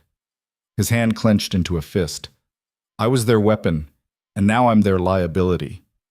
Elena stared at the screen, mind reeling. Where did you get this? I've been collecting it for years. Every operation, every order, every conversation. I knew someday someone would try to bury me, so I made sure if they did, I'd take them down too. He pulled a flash drive from his pocket. This is everything. Names, dates, bank accounts, kill orders. Enough to burn the entire network. And you're going to release it? I'm going to give it to the one person who can't be bought. Victor pocketed the drive. But first I need to make sure you and Titan are safe. What are you talking about? Victor crossed the room, opened a cabinet, and pulled out a satellite phone. He dialed a number from memory, waited. Who are you calling? Elena demanded. The line clicked. A voice answered, female, sharp, professional. This is Marcus Vantage, Victor said, using a name Elena had never heard. Authorization code Sierra Tango 97. I need immediate extraction for 2 assets and a K9. Location is Raven City Docks, Warehouse 47. A pause. Then, confirmed. ETA, 20 minutes. Victor ended the call and turned to Elena. They'll take you somewhere safe. New identity, new life. Titan, too. Elena's blood ran cold. You're not coming. No. Why? Because I'm the target. As long as I'm alive, they'll keep hunting, keep killing. Victor's voice was steady, resigned. But if I walk into their hands with this evidence, they'll have to make a choice. Let me talk or kill me publicly. Either way, the truth gets out. That's not a plan. That's suicide. It's justice. Elena surged to her feet, ignoring the pain, the exhaustion, the blood crusted on her face. You listen to me, Victor Hale. I didn't save your life so you could throw it away on some misguided martyrdom mission. We find another way. There is no other way. There's always another way. Not this time. Victor's expression softened. Elena, you've done more for me in 2 weeks than anyone has in 30 years. You saw me when everyone else saw a problem. You treated me like a soldier when they treated me like a burden. You gave me something I thought I'd lost forever. His voice broke. Hope. And I won't let them take that from you, too. Tears streamed down Elena's face. Please don't do this. Victor stepped forward and pulled her into a fierce embrace. She held on tight, feeling his heartbeat, his warmth, the solid reality of a man who'd become more than a patient, more than a mission. When he pulled back, his eyes were wet but clear. Take care of Titan, he said. He deserves better than this war. Before Elena could respond, the warehouse door exploded inward. Flashbangs detonated. White light, deafening noise, the world shattering into chaos. Figures poured through the smoke, moving fast, weapons raised. Victor shoved Elena behind a crate, grabbed a rifle from the wall, and opened fire. The first round caught the lead operator in the shoulder, spinning him sideways before he could acquire a target. Victor's second shot punched through body armor at the seam, dropping another. The rest scattered, training overriding shock, diving behind shipping crates and steel supports. Return fire came immediately, controlled bursts, suppressive, designed to pin rather than kill. They wanted him alive. Victor dropped behind a concrete pillar, ejected the magazine, checked the count. 23 rounds left. Against at least 6 hostiles, maybe more. The math wasn't good, but math had never been his strong suit anyway. Elena stayed low, Titan pressed against her side. The dog's breathing rapid but controlled. She could see Victor's profile in the muzzle flash, jaw set, eyes cold, every movement economical. This wasn't the exhausted patient from room 7. This was the operator they'd tried to bury. Hale! A voice called out from the smoke. Male, American, carrying the flat authority of someone used to being obeyed. We don't want the woman or the dog, just you. Walk out, hands visible, and they leave unharmed. Victor didn't answer. He was counting shots, tracking positions, building a tactical picture from sound and shadow. You're bleeding out, the voice continued. Your leg's infected. You've got maybe an hour before sepsis kicks in hard enough to drop you. We can get you medical attention, real attention, not this. Elena looked at Victor's leg. Fresh blood soaked through the makeshift bandage, darker now, mixing with older stains. His face was pale, slick with sweat despite the cold. The voice was right. He was running on adrenaline and stubbornness, and both had limits. He's lying, Elena whispered. I know. Victor shifted position, using the pillar for cover while he scanned for angles. But he's also right about the timeline, which means we need to move this faster. How? Victor's gaze flicked to the laptop still glowing on the desk, then to the stack of ammunition crates against the far wall.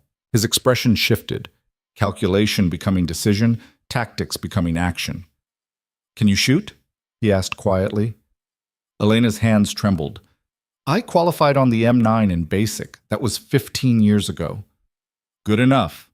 Victor pulled a pistol from his belt, checked the chamber, and handed it to her. 15 rounds, point and squeeze. Aim center mass. Don't think, just react. She took the weapon, feeling its weight, its terrible potential. Victor, when I give the signal, you and Titan run for the desk. Grab the laptop and the sat phone. Then you get to the back exit behind those crates. It leads to the loading dock. Extraction team should be there in 10 minutes. What about you? Victor's smile was thin, sharp. I'm going to give them what they want. Before she could protest, he stood and stepped out from cover, rifle lowered, hands raised. The warehouse went silent. Smoke drifted. Emergency lights cast everything in sickly amber. 6 figures emerged from concealment, weapons trained but not firing, forming a loose semicircle around Victor. The lead man stepped forward, older, maybe 50, with a neat beard and eyes that had seen too many operations like this. "Smart choice," the man said. "Is it?" Victor's voice was steady, almost conversational. "Because from where I'm standing, you've got a problem. You wanted this quiet, clean, but you've left bodies across half of Raven City. Federal facility, civilians, a brigadier general." He paused, letting it sink in. "That's not a cover-up. That's a declaration." The man's expression didn't change. "We're authorized." "By who?" "People above your clearance." "There's no one above my clearance," Victor said softly. "Not for the things I know." The man's jaw tightened. "Then you understand why this is necessary." "I understand you're scared." Victor took a slow step forward. The weapons tracked him, but no one fired. "I understand that 30 years of black budgets and illegal operations are about to come crashing down. I understand that men like you built empires on classified programs and off-book contracts. And I understand," his voice hardened, "that I'm the last living witness to most of it." "You're the last loose end," the man corrected, "and loose ends get tied up. Or they unravel everything." The man raised his weapon, centering the sight on Victor's chest. "Last chance, Hale. Come quiet, or we do this the hard way." Victor smiled. "You misunderstand. I'm not giving you a choice. I'm giving you a countdown." "To what?" "3, Victor said calmly. The man's finger tightened on the trigger. 2. Behind Victor, hidden from view, Elena's hand found the detonator Victor had palmed to her seconds earlier, a small radio trigger attached to the ammunition crates he'd been eyeing since they arrived. 1. She pressed the button. The crates exploded in a chain reaction that turned the back half of the warehouse into an inferno. The blast wave hurled bodies like ragdolls, shattered windows, and sent a fireball rolling toward the ceiling. Victor was already moving, diving behind the concrete pillar as shrapnel scythed through the air where he'd been standing. Elena grabbed the laptop and sat phone, Titan bolting ahead of her as she sprinted for the back exit. Smoke choked the air. Flames roared. Behind her, someone screamed, cut short by falling debris. Victor emerged from cover, rifle up, and put 2 rounds into the nearest hostile still moving. The man with the beard was on his knees, disoriented, blood streaming from his ears. Victor kicked his weapon away and kept moving, heading for the desk where files still sat stacked and waiting. He grabbed the flash drive from his pocket, plugged it into the laptop Elena had abandoned, and initiated the upload sequence he'd prepared days ago. Encrypted relay, distributed nodes. Every major news outlet, investigative journalist, and Congressional Oversight Committee would receive the data simultaneously. No way to stop it, no way to contain it. Progress bar, 12%. Behind him, footsteps. Victor spun, rifle tracking, but the figure that emerged from the smoke wasn't one of the hostiles. It was the woman from the drainage pond, the one who'd offered extraction. She held no weapon now, just walked forward slowly, hands visible, eyes locked on the laptop screen. "You're really doing it," she said quietly. "I warned them. You're signing your own death warrant. I signed that 30 years ago." Victor kept the rifle centered on her chest. "You here to stop me?" "I'm here to watch." The woman moved closer, stopping just outside arm's reach. "You want to know who I am?" "Not particularly." "Colonel Sarah Reeves, Defense Intelligence Agency. I ran oversight on half the operations you executed." Her voice was flat, clinical. "I was there when they decided you knew too much, when they authorized the leak, when they sent the teams." She paused. "I was there when they told me to kill you myself if the contractors failed." Victor's finger tightened on the trigger. "So why am I still breathing?" "Because I've spent 23 years watching people like you get chewed up by a system that calls you heroes and treats you like ammunition." Reeves's expression was stone, but her voice cracked. "And I'm tired of it. Tired of the lies. Tired of cleaning up messes made by politicians who'll never see a battlefield. Tired of watching good soldiers die for bad reasons." Progress bar, 34%. You think releasing that data will change anything? Reeves gestured at the laptop. It won't. They'll spin it, discredit you. Bury the story under a dozen other scandals. You'll die, the truth will get ignored, and nothing will change. Maybe, Victor said, but at least I'll die standing. Reeves studied him for a long moment. Then she pulled something from her jacket, a small recording device. She set it on the desk beside the laptop. My testimony, she said. Names, dates, orders, everything I witnessed, everything I participated in. Her jaw tightened. It won't save you, but it might make sure the story sticks. Victor stared at her. Why? Because someone has to draw the line. Reeves stepped back, hands still visible. Your extraction team is 2 minutes out. The survivors from the hit squad are already calling for backup. You need to move. Progress bar, 61%. Victor glanced at the screen, at the data streaming out into the world, at the point of no return rapidly approaching. Where's Elena? Loading dock. Safe. Reeves turned to leave, then paused.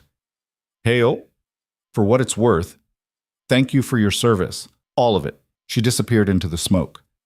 Progress bar, 89%. Victor grabbed Reeves' recording device, pocketed it, and yanked the flash drive free the moment the upload hit 100%. Behind him, sirens wailed, real police this time, not delayed or diverted. Fire trucks, ambulances, the whole city converging on the docks.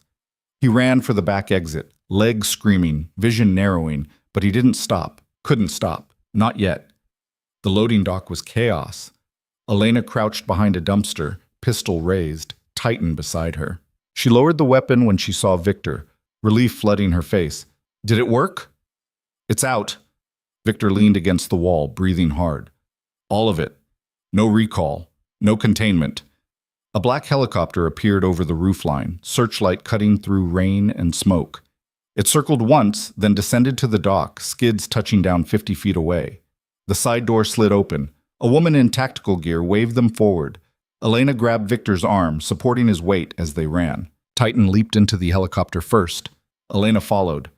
Victor hauled himself up, every muscle burning, and collapsed onto the metal floor. The helicopter lifted immediately, banking hard, rising above Raven City's industrial sprawl. Through the open door, Victor could see the warehouse engulfed in flames, emergency vehicles surrounding it, and the tiny figures of operators being loaded into ambulances or body bags. Elena pressed gauze to his leg, trying to slow the bleeding. We need to get you to a hospital. No hospitals. Victor's voice was hoarse. Not yet. The woman in tactical gear leaned forward, pulling off her helmet. She was young, Asian, with sharp eyes and a no-nonsense expression. I'm Lieutenant Park, Navy SEAL Extraction Unit. General Kale sent the request before she died. Her voice softened slightly. I'm sorry for your loss. Victor closed his eyes. How many casualties total? At the hospital? 18 confirmed. At the safe house explosion, 4. The SUV ambush, 3 including Kyle. The warehouse is still being assessed. Park's expression was grim. This is the worst domestic attack on federal personnel in 15 years. And it's all over the news. Good, Victor said quietly. Park's radio crackled. She listened, then turned back to Victor. You need to hear this. Someone just released a massive data dump to every major news outlet. Classified operational files, black budget programs, names of politicians and contractors involved in illegal operations spanning 3 decades. She paused. They're saying it came from someone named Marcus Vantage. Victor managed a faint smile. Never heard of him. Well, he just burned down half the federal government. Park's expression shifted. Respect, maybe, or awe. Within the last 10 minutes, 3 senators have resigned. The Secretary of Defense just held an emergency press conference claiming he knew nothing about the operations. And the DoD Inspector General has opened investigations into 47 individuals. She met his eyes. Whatever you did, it's working. Elena's hand stilled on the bandage. They're actually responding? They don't have a choice, Park said. The evidence is overwhelming. Bank records, communications, kill orders with signatures. It's not spinnable. It's not deniable. It's just there, in the open, for everyone to see. Victor exhaled slowly, feeling something loosen in his chest, something that had been wound tight for 30 years. Not relief, not quite, but close. The first breath after surfacing from deep water. "Where are you taking us?" Elena asked. "Naval Station Norfolk, secure medical facility. You'll be under military protection until this gets sorted." Park glanced at Victor. "Though I should warn you, you're about to become the most wanted interview subject in America. Every journalist, every politician, every talking head is going to want your story." "They can wait." Victor's vision was fading, edges going soft and gray. The adrenaline was crashing, the infection and exhaustion finally catching up. "I've got nothing left to say that isn't already out there." "Victor," Elena's voice was urgent, "stay with me. We're almost there." He tried to answer, but the words wouldn't come. The helicopter's rotor noise faded to a distant hum. The lights of Raven City blurred into streams of gold and red. And somewhere in the darkness behind his eyes, he heard the echo of Kyle's voice. "Finish this, soldier." He had. Whatever came next, he'd done what needed doing. The truth was out. The lies were exposed. The people responsible would face consequences. Maybe not all of them, maybe not enough, but more than they would have if he'd stayed silent. That had to be worth something. The helicopter banked, turning northeast toward Norfolk, leaving Raven City behind. And Victor Hale, decorated operator, classified asset, walking archive of sins, finally let himself rest. When he woke, the world had changed. The hospital room was military, clean, sparse, functional. Morning light filtered through reinforced glass. An IV dripped clear fluid into his arm. His leg was elevated, wrapped in fresh bandages that smelled of antiseptic. The infection was still there, but controlled, managed. No longer life-threatening. Elena sat in a chair beside his bed, asleep, head resting on folded arms. Titan lay at her feet, ears perked, watching Victor with dark, intelligent eyes. The dog's tail thumped once. Victor tested his range of motion, stiff, painful, but functional. He'd had worse. In Kandahar, in Yemen, in places that didn't have names on any map. A television mounted on the wall played news coverage with the sound muted, but he didn't need audio. The images told the story. Federal buildings surrounded by protesters, politicians being led out in handcuffs, congressional hearings already underway, and his own photo, service portrait from 30 years ago, young and sharp-eyed and unaware of what was coming, displayed on every channel with captions like "Whistleblower" or "Operation Blackwater Survivor" or "The Man Who Exposed the Shadow War." Elena stirred, lifting her head. Her eyes focused on him, and relief flooded her expression. "You're awake." "How long?" 26 hours. They had to sedate you for surgery. The infection had spread to the bone. Another 12 hours and you would have lost the leg. She leaned forward, eyes red-rimmed. "You almost died, Victor." "Almost doesn't count." She laughed, exhausted, slightly hysterical. "You're impossible." "Frequently." Victor gestured at the television. "What's the fallback?" Elena followed his gaze. "Complete chaos, 43 arrests so far, including 2 sitting senators and the former deputy director of the CIA. The DOD has suspended over 100 personnel pending investigation. The White House is claiming they had no knowledge of the programs.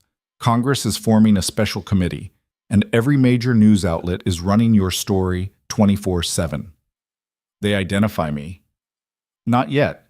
The files were released under the pseudonym Marcus Vantage, and the encryption is holding, but people are digging." She hesitated. "Victor, Colonel Reeves came forward. She testified before Congress yesterday, confirmed everything in the files and added details you didn't have. She's saying you were the catalyst, that you risked everything to expose corruption no one else would touch." Victor's jaw tightened. "She shouldn't have done that." "Why not? It's true." "Because now she's a target too." Elena shook her head. "She's in protective custody, same as us. And she's not alone. 12 other intelligence officers have come forward in the last day. They're calling it the biggest whistleblower event in U.S. history." She met his eyes. "You didn't just expose the truth, Victor. You gave other people the courage to do the same." Victor looked away, throat tight. He'd spent 3 decades following orders, keeping secrets, burying the parts of himself that questioned whether the mission was worth the cost. And now, in the span of 48 hours, all of it had come crashing into the light. Not because he was brave, because he was cornered, desperate, out of options. But maybe that was enough. Maybe heroism wasn't about noble intentions. Maybe it was just about doing the right thing when every other option had run out. "What happens now?" he asked quietly. "Legally?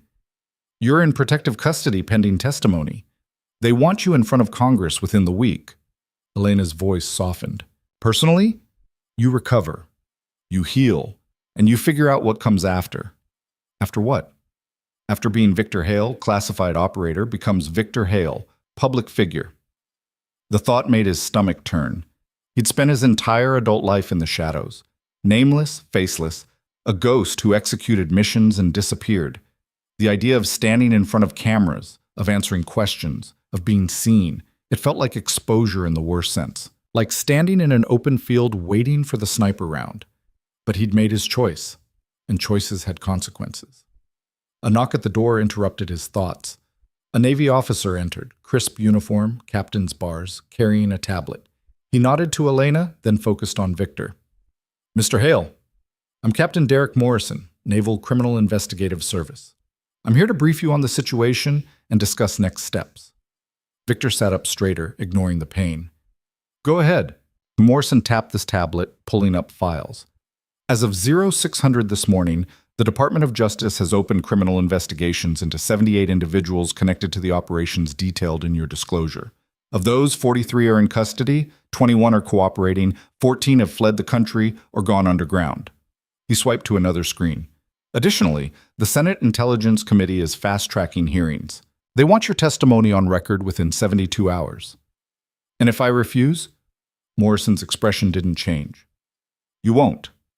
Because the alternative is watching everyone you exposed walk free on technicalities. Your testimony is the linchpin. Without it, defense attorneys will argue the evidence is circumstantial or fabricated. With it, we have corroboration from a first-hand witness with unimpeachable credentials." Victor's hands clenched. "What about protection?" "You'll remain under military custody until the hearings conclude. After that, witness protection is an option. New identity, relocation, financial support." Morrison paused. "Though given your public profile now, complete anonymity may not be feasible." "Meaning?" "Meaning the moment you walk into that hearing room, your face will be broadcast to every screen in America. You'll be recognizable. Permanently." Morrison's voice softened. "I won't lie to you, Mr. Hale. This is going to change your life in ways you can't predict. Some good, some very bad. The people you've exposed are powerful, connected, and vindictive. And even with most of them in custody, their networks remain intact." Elena's hand found Victor's, squeezing tight. "He won't be alone." Morrison glanced at her, then nodded. "Ms. Voss, you're also being called to testify. Your treatment of Mr. Hale at Blackridge. 5. A hospital and your subsequent involvement in protecting him are considered relevant to establishing his state of mind and credibility." He turned back to Victor. "The hearing is scheduled for Monday. That gives you 3 days to prepare. A legal team will be provided, along with counseling if you need it." "I don't need counseling," Victor said flatly. "Everyone needs counseling after something like this," Morrison replied. "But that's your call." He stood, tucking the tablet under his arm. "One more thing. You have visitors, general clearance, fully vetted. I can send them in or tell them to come back later." Victor frowned. "Who?" "Hospital staff from Blackridge. They've been waiting since last night." Elena's eyes widened. "They came here?" "All the way from Raven City." Morrison moved toward the door. "Should I let them in?" Victor hesitated, then nodded. Morrison left. 30 seconds later, the door opened again. Carla Jennings entered first, followed by Kyle Reyes and 3 other nurses Victor vaguely recognized. They looked exhausted, rumpled, like they'd driven through the night without stopping. Carla stopped just inside the doorway, hands clasped tight. "Mr. Hale, we wanted to apologize." Victor blinked. "For what?" "For how we treated you. For not seeing—" Her voice cracked. "For not understanding what you were going through. For threatening to take Titan. For making you fight just to be treated with basic dignity." Tears streamed down her face. "We failed you, and I'm so sorry." Kyle stepped forward, face pale. We watched the news, saw what you did, what you've been through, and we realized we had no idea who you were, what you'd sacrificed." He swallowed hard. "You deserve better, and we're here to say that." Victor's throat tightened. He'd expected anger, maybe, or pity. Not this. Not accountability. Not people willing to drive 6 hours just to admit they were wrong. "It's not your fault," he said quietly. "It is," Carla insisted. "We're supposed to help people. Instead, we made everything harder, and we want to do better.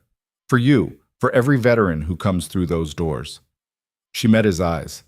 "We've already started. New protocols, mandatory training, changes to how we approach combat veterans, and we're naming it after you, the Hale Initiative." Victor's chest constricted. "That's not necessary." "Yes, it is." Carla's voice was firm now. "Because if we don't change, if we don't learn, then what happened to you will keep happening, and that's unacceptable." For a long moment, Victor couldn't speak, couldn't process. These people, strangers really, had driven across state lines to apologize for something most of them probably didn't fully understand, not because they had to, because they chose to. "Thank you," he managed finally. "That means more than you know." Carla nodded, wiping her eyes. The group lingered for a few more minutes, offering awkward but genuine well wishes, before Morrison escorted them out. When the door closed, Elena squeezed Victor's hand again. "See, the world's not all bad." "Never said it was." Victor stared at the ceiling, exhausted but oddly settled. "Just said it was complicated." The next 2 days blurred together. Medical checkups, legal briefings, psych evaluations Victor endured but didn't engage with. Titan stayed close, a constant presence, and Elena rarely left his side except when forced. The news coverage intensified. More arrests, more testimonies, the conspiracy unraveling in real time. On Sunday night, Morrison returned with final prep materials. "Hearing starts at 0900 tomorrow. You'll be sworn in at 0930. Expect 6 to 8 hours of questioning, maybe more." He set a folder on the bedside table.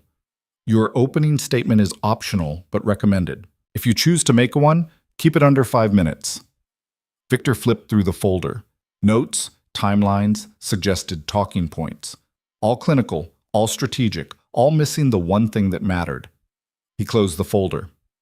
"I'll speak from memory." Morrison raised an eyebrow. "That's risky." "So is lying." "I didn't say lie, I said stay on message." "The message is the truth," Victor said flatly. "All of it. No spin, no strategy. Just what happened and why it matters." Morrison studied him for a moment, then nodded slowly. "All right, your call." He moved toward the door, then paused. "For what it's worth, Hale, what you're doing takes guts. A lot of people in your position would have taken the deal, disappeared, and let someone else fight this fight.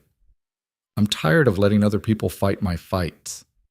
Morrison smiled faintly. "Good, because tomorrow the whole country's going to be watching." When he left, Elena turned off the television and sat on the edge of the bed. "How are you feeling?" "Terrified," Victor admitted. "That's healthy." "Is it?" "It means you understand the stakes." She brushed a strand of gray hair from his forehead. "You're going to do great. Just tell them what you told me. Be honest. Be yourself." Victor's laugh was bitter. "I'm not sure who that is anymore." "You're Victor Hale, soldier, protector, whistleblower. And," she smiled softly, "stubborn pain in the ass who refuses to die when the universe gives him a dozen chances." Despite everything, Victor smiled. That's one way to put it. They sat in comfortable silence as night deepened outside the window. Somewhere beyond these walls, a country prepared to judge him, to dissect his choices, to decide whether he was a hero or a traitor. But in this moment, none of that mattered. He was alive. The truth was out. And for the first time in 30 years, he wasn't alone. Monday morning arrived cold and bright. Victor dressed in civilian clothes, simple slacks, button-down shirt, no military insignia. Morrison had suggested a uniform, but Victor refused. He wasn't representing the military anymore. He was representing himself. The version that had been buried under rank and classification in orders for 3 decades. The drive to Capitol Hill was silent. Armed convoy, closed roads, security so tight it felt like a military operation, which Victor supposed it was. just a different kind. They entered through a side entrance, avoiding the crowds and cameras. The hearing room was massive, tiered seating, ornate wood paneling, senators arranged in a semicircle like judges. The gallery was packed with journalists, observers, families of people connected to the operations Victor had exposed. Elena sat in the front row, Titan beside her. The dog wore a service vest now, officially recognized. Their eyes met, and she nodded once. "You've got this." Victor took his seat at the witness table. A microphone, a glass of water, the weight of history pressing down. The committee chairman, Senator Patricia Valdez, a former prosecutor with a reputation for relentlessness, gavelled the hearing to order. This special session is called to examine allegations of illegal military operations, unauthorized black programs, and systemic corruption within the Department of Defense and related agencies. She looked directly at Victor. "Mr. Hale, please stand and raise your right hand." Victor stood. "Do you solemnly swear to tell the truth, the whole truth, and nothing but the truth?" "I do." "Please be seated."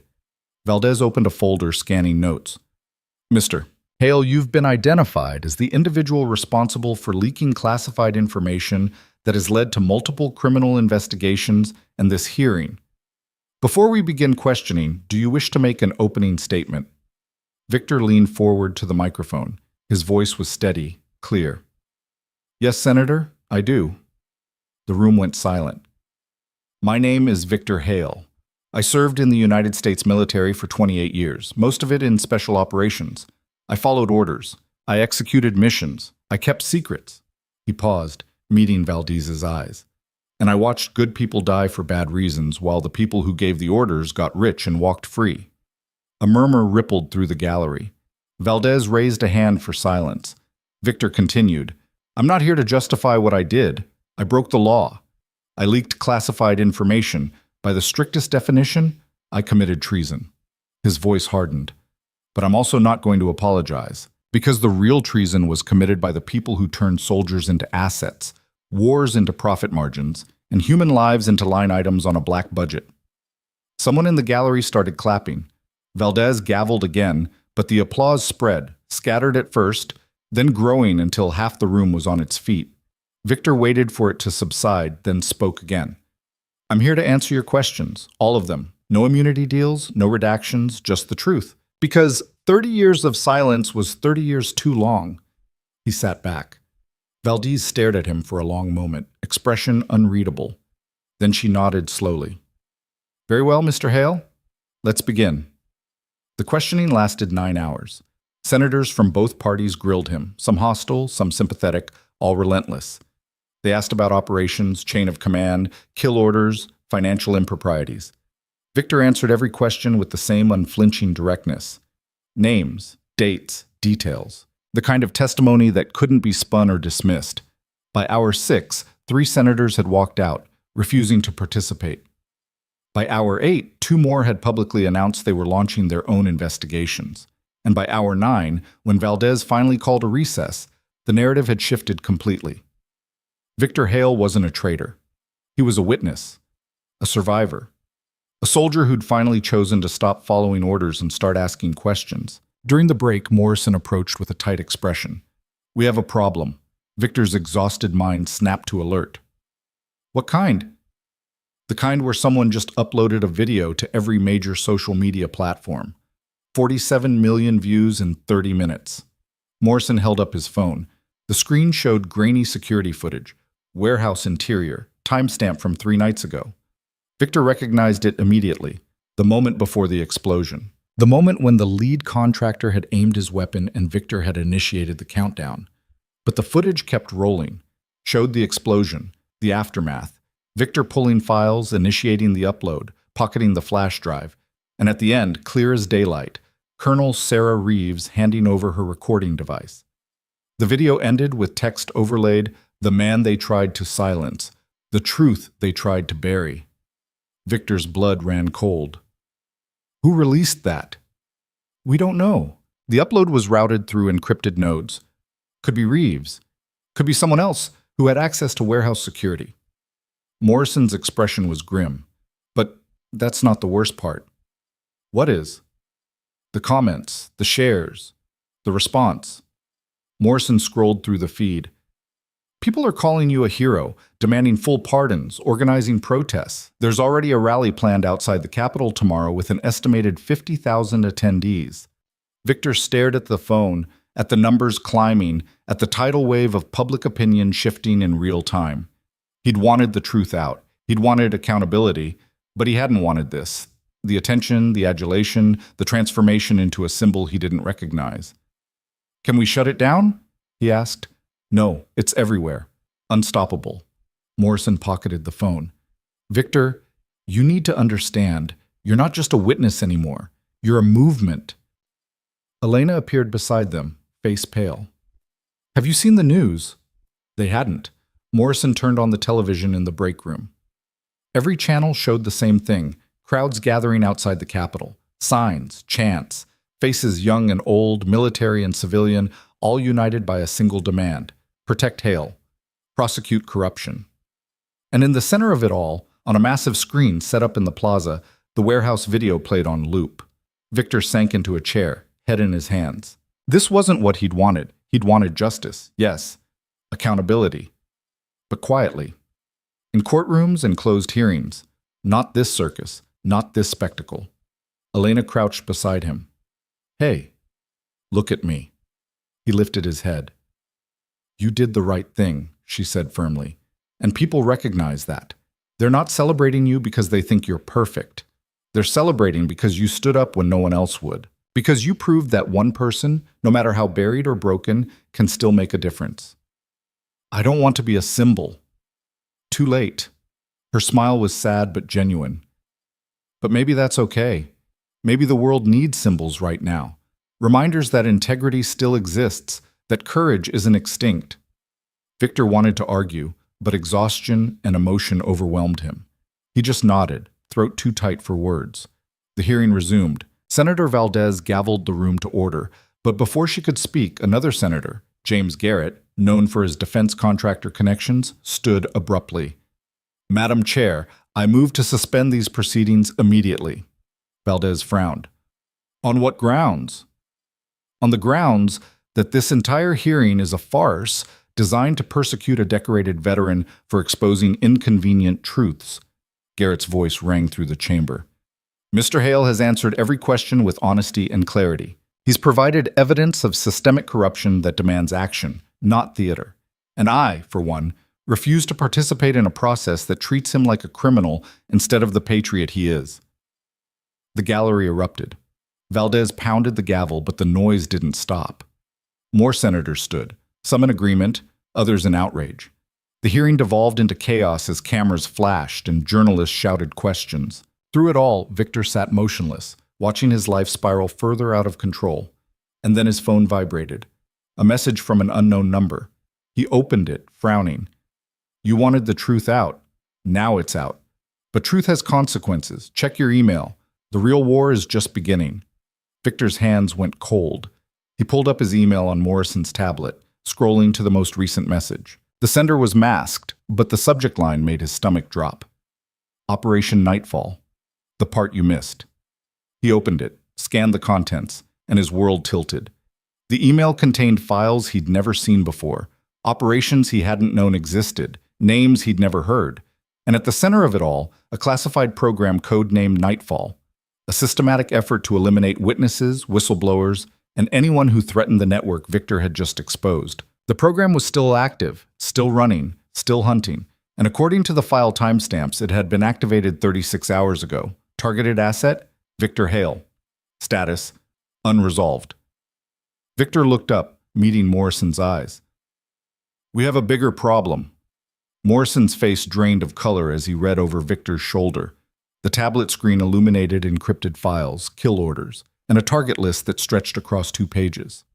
Victor's name sat at the top, highlighted in red. Below it, Elena Voss, Sarah Reeves, and 17 others who'd either testified or provided evidence.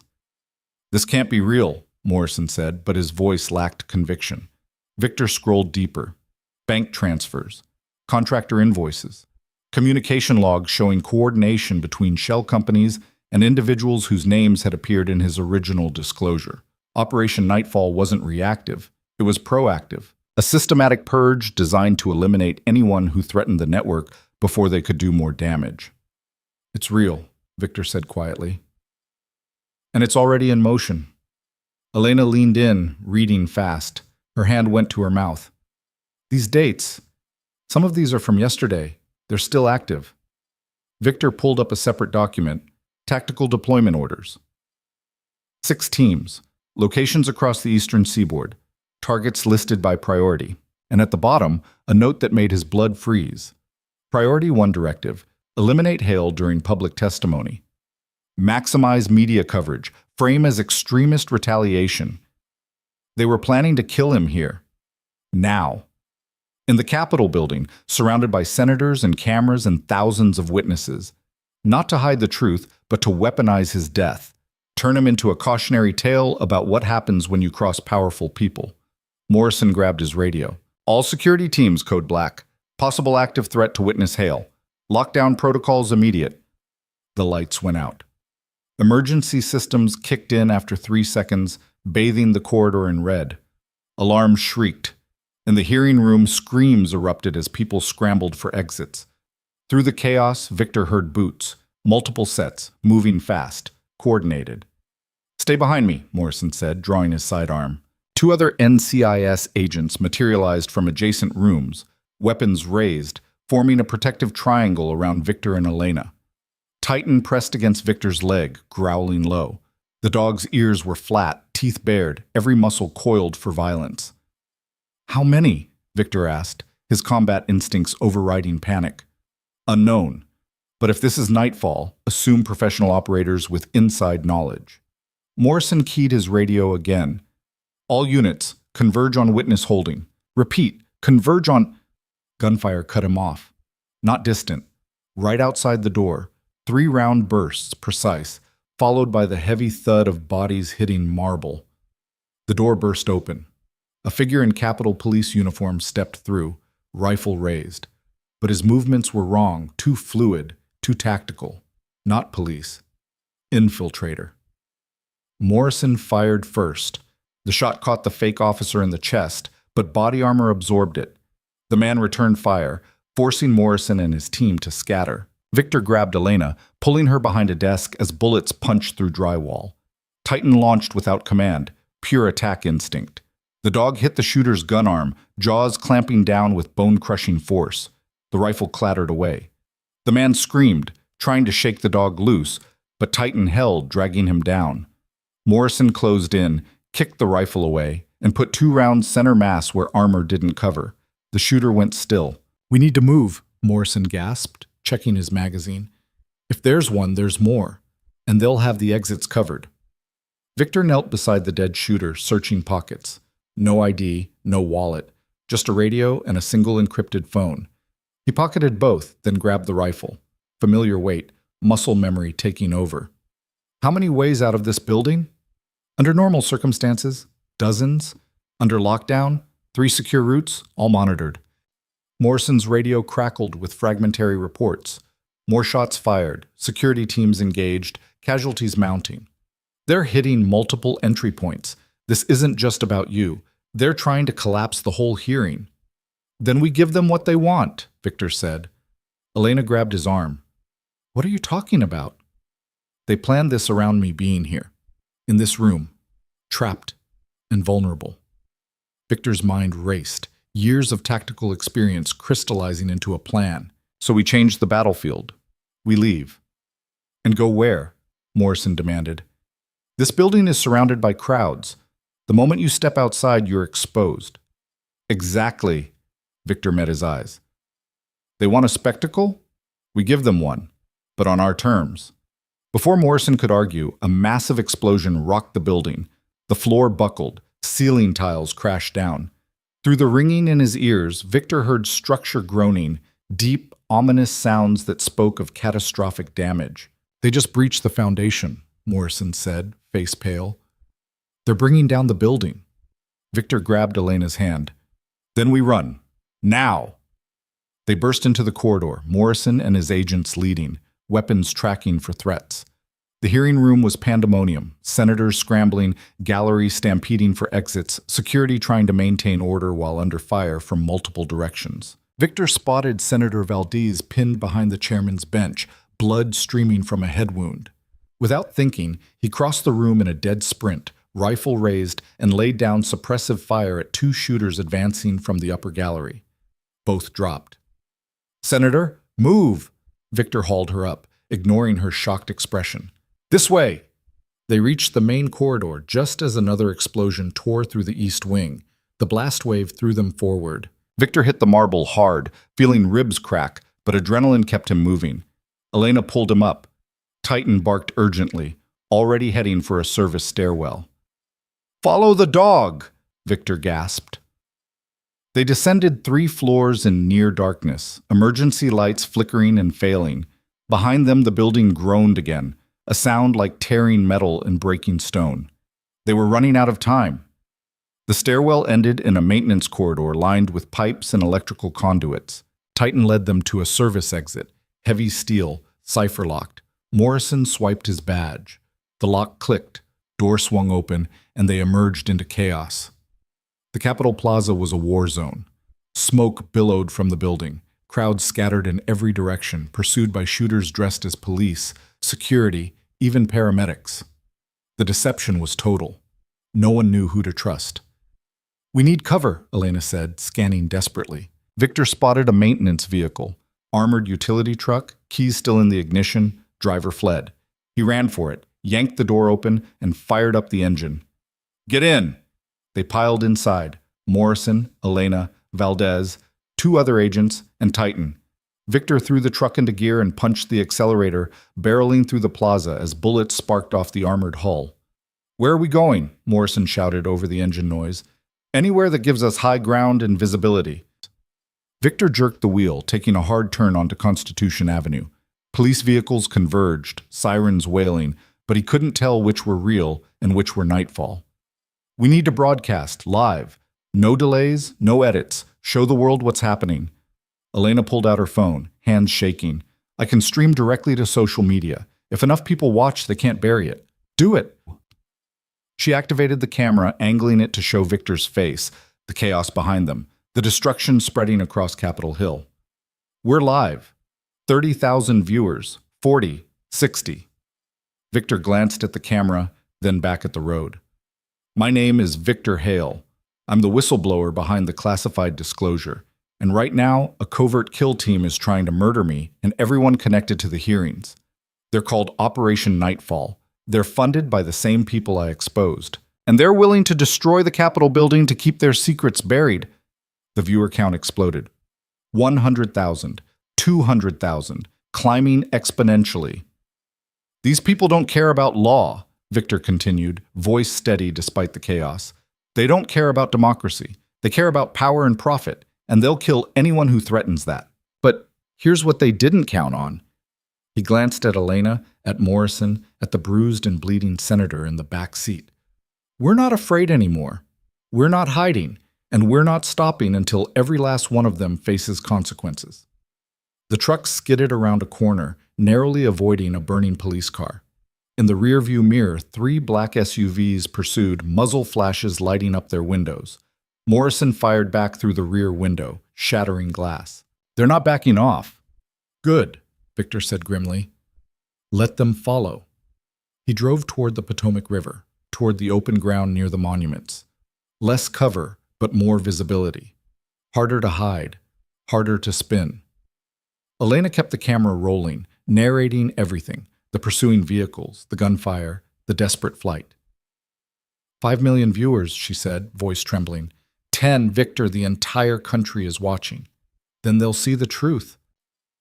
Victor slammed the brakes, throwing the truck into a controlled skid that left it facing the pursuing SUVs.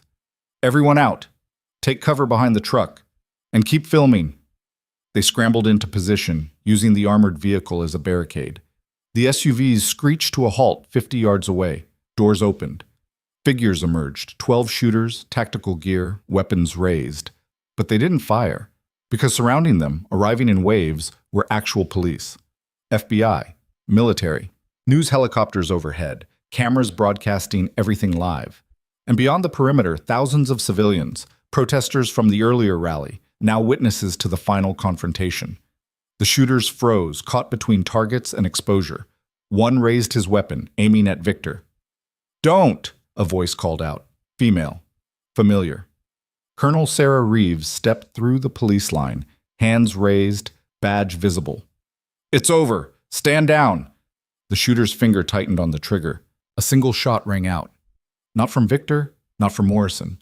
From a military sniper positioned on a nearby rooftop. The shooter dropped, weapon clattering away. The remaining Nightfall operators looked at each other. Then slowly, they lowered their weapons and raised their hands. FBI agents swarmed forward, cuffing them one by one. Reeves approached Victor, expression unreadable. "You really don't do subtle, do you?" Victor managed a faint smile. "Not my style." I noticed. Reeves glanced at the cameras still rolling, at the millions now watching. "You just broadcasted an active military operation to the entire world. That's going to cause problems." "Good. It's time people understood what their government does in the dark." Reeves studied him for a long moment. Then she nodded. "For what it's worth, I'm glad you made it." "We both did." Victor extended his hand. "Thank you for everything." She shook it, grip firm. "Don't thank me yet. The fallout from this is going to make the hearings look like a picnic." She wasn't wrong. The next 72 hours were a maelstrom. The Capitol attack dominated every news cycle. Operation Nightfall's existence was confirmed by multiple sources. The individuals behind it, including 2 sitting senators, a former Secretary of Defense, and 9 high-ranking military officials, were arrested in coordinated raids. Victor gave 14 interviews, each one watched by millions, each one adding another layer of evidence, another name, another crime. The network he'd exposed didn't just crack, it shattered completely. By Friday, the president addressed the nation. He announced a complete overhaul of intelligence oversight, the creation of an independent commission to investigate black programs, and the immediate declassification of hundreds of documents related to illegal operations. "We have failed the very people who protect us," the president said, standing in the Oval Office, looking directly into the camera. "And we must do better, starting now." It wasn't enough, not nearly, but it was a start. Victor watched the speech from a safe house in Virginia, Elena beside him, Titan resting at their feet. Morrison stood near the door, arms crossed, looking exhausted but satisfied. "You did it," Elena said quietly. "We did it," Victor corrected. "All of us." "What happens now?" Victor looked at her, at the woman who'd seen him when everyone else saw a problem, who'd stood beside him when the world turned violent, who'd believed him when belief was all they had. "I don't know, but I'd like to figure it out together." Elena's eyes glistened. "That sounds like a terrible idea." "Probably." "I'm in." Morrison cleared his throat. "Hate to interrupt, but you have a visitor. Cleared through security. Says it's important." Victor frowned. "Who?" The door opened. Kyle Reyes entered, nervous but determined, holding a folder. "Mr. Hale, I hope this is okay. I tried calling, but it's fine." Victor stood, ignoring the protest from his still healing leg. "What's going on?" Kyle handed him the folder. "The Hale Initiative I mentioned, it's expanding. We've partnered with 12 other VA hospitals. We're training staff, updating protocols, creating support networks for combat veterans transitioning to civilian care." He swallowed. "And we want you involved, not as a patient, as a consultant, an advisor, someone who can teach us what we missed." Victor opened the folder. Inside were proposals, training modules, testimonials from veterans who'd already benefited from the new protocols. It was real, substantive, a genuine attempt at systemic change. "Why me?" he asked. "Because you know what it's like on both sides," Kyle said simply. "You understand what soldiers need and how systems fail them. We need that perspective. We need your voice." Victor looked at Elena. She nodded, eyes bright. "It's your choice, but I think you'd be amazing." He turned back to Kyle. "I'll do it, but on one condition." "Name it." "We don't just fix hospitals. We fix how veterans are seen, treated, respected." Victor's voice was steady, certain. Every soldier who comes home deserves better than what I got. And if this initiative is going to mean anything, it needs to fight for that, publicly, loudly, without compromise. Kyle extended his hand. Deal. They shook, and something in Victor's chest loosened, a weight he'd carried for decades, finally beginning to lift. Over the following months, the world kept spinning. Trials proceeded. Sentences were handed down. Some went to prison. Others fled. A few escaped justice entirely, protected by wealth and connections. But the majority faced consequences. Real, public, career-ending consequences. The Hale Initiative expanded to 48 states. Training programs launched. Success rates improved. Veterans started reporting better experiences. The system was still broken, but it was healing. Victor divided his time between consulting, testifying, and rebuilding something resembling a life. Elena stayed close, sometimes as a colleague, sometimes as more. The lines blurred and neither minded. Titan remained their constant companion, aging but still sharp, still vigilant. One evening, 6 months after the Capitol attack, Victor stood on a stage in Raven City, the same city where everything had started, where he'd been dismissed, threatened, nearly killed. Now he was being honored. The auditorium was packed. Veterans, nurses, activists, journalists, people whose lives had intersected with his, whose courage had been sparked by his example. Mayor Linda Torres stepped to the podium. Ladies and gentlemen, it's my honor to present this year's Civic Courage Award to Victor Hale, soldier, whistleblower, and catalyst for change. The crowd rose, applause thunderous. Victor walked to the stage, Elena and Titan beside him. He accepted the Crystal Award, heavy, engraved with his name, and approached the microphone. "Thank you," he said, voice carrying through the space. "But I didn't come here to accept an award. I came to remind everyone that what happened to me happens every day to countless veterans. Soldiers who served with honor, who sacrificed everything, and who come home to a system that treats them like inconveniences instead of heroes." He looked out at the crowd, at faces young and old, military and civilian. "I'm not special. I'm just a man who got lucky. Lucky enough to survive. Lucky enough to meet people who refuse to let me disappear. Lucky enough to have a platform. But there are thousands who aren't lucky, who slip through cracks, who suffer in silence, who die waiting for someone to see them." His voice hardened. "That ends now, not because of me, because of all of us. Every person in this room, every veteran who's found the courage to share their story, every medical professional who's committed to doing better. We're building something new, something that honors service instead of exploiting it. And we won't stop until every single person who wore the uniform is treated with the dignity they earned." The applause started again, but Victor raised a hand. "One more thing. This award isn't mine. It belongs to General Sarah Cale, who gave her life protecting me. It belongs to the nurses at Blackridge who admitted their mistakes and fought to change. It belongs to Colonel Sarah Reeves, who risked everything to tell the truth. And it belongs," his voice caught, "to every soldier who didn't make it home, who deserved better, who we failed." He set the award on the podium. "Keep this. Display it. But remember, it's not a trophy, it's a responsibility. A reminder that courage isn't about individual acts. It's about collective action. It's about standing up when it's hard, speaking out when it's dangerous, and refusing to let injustice hide in shadows just because it's easier to look away."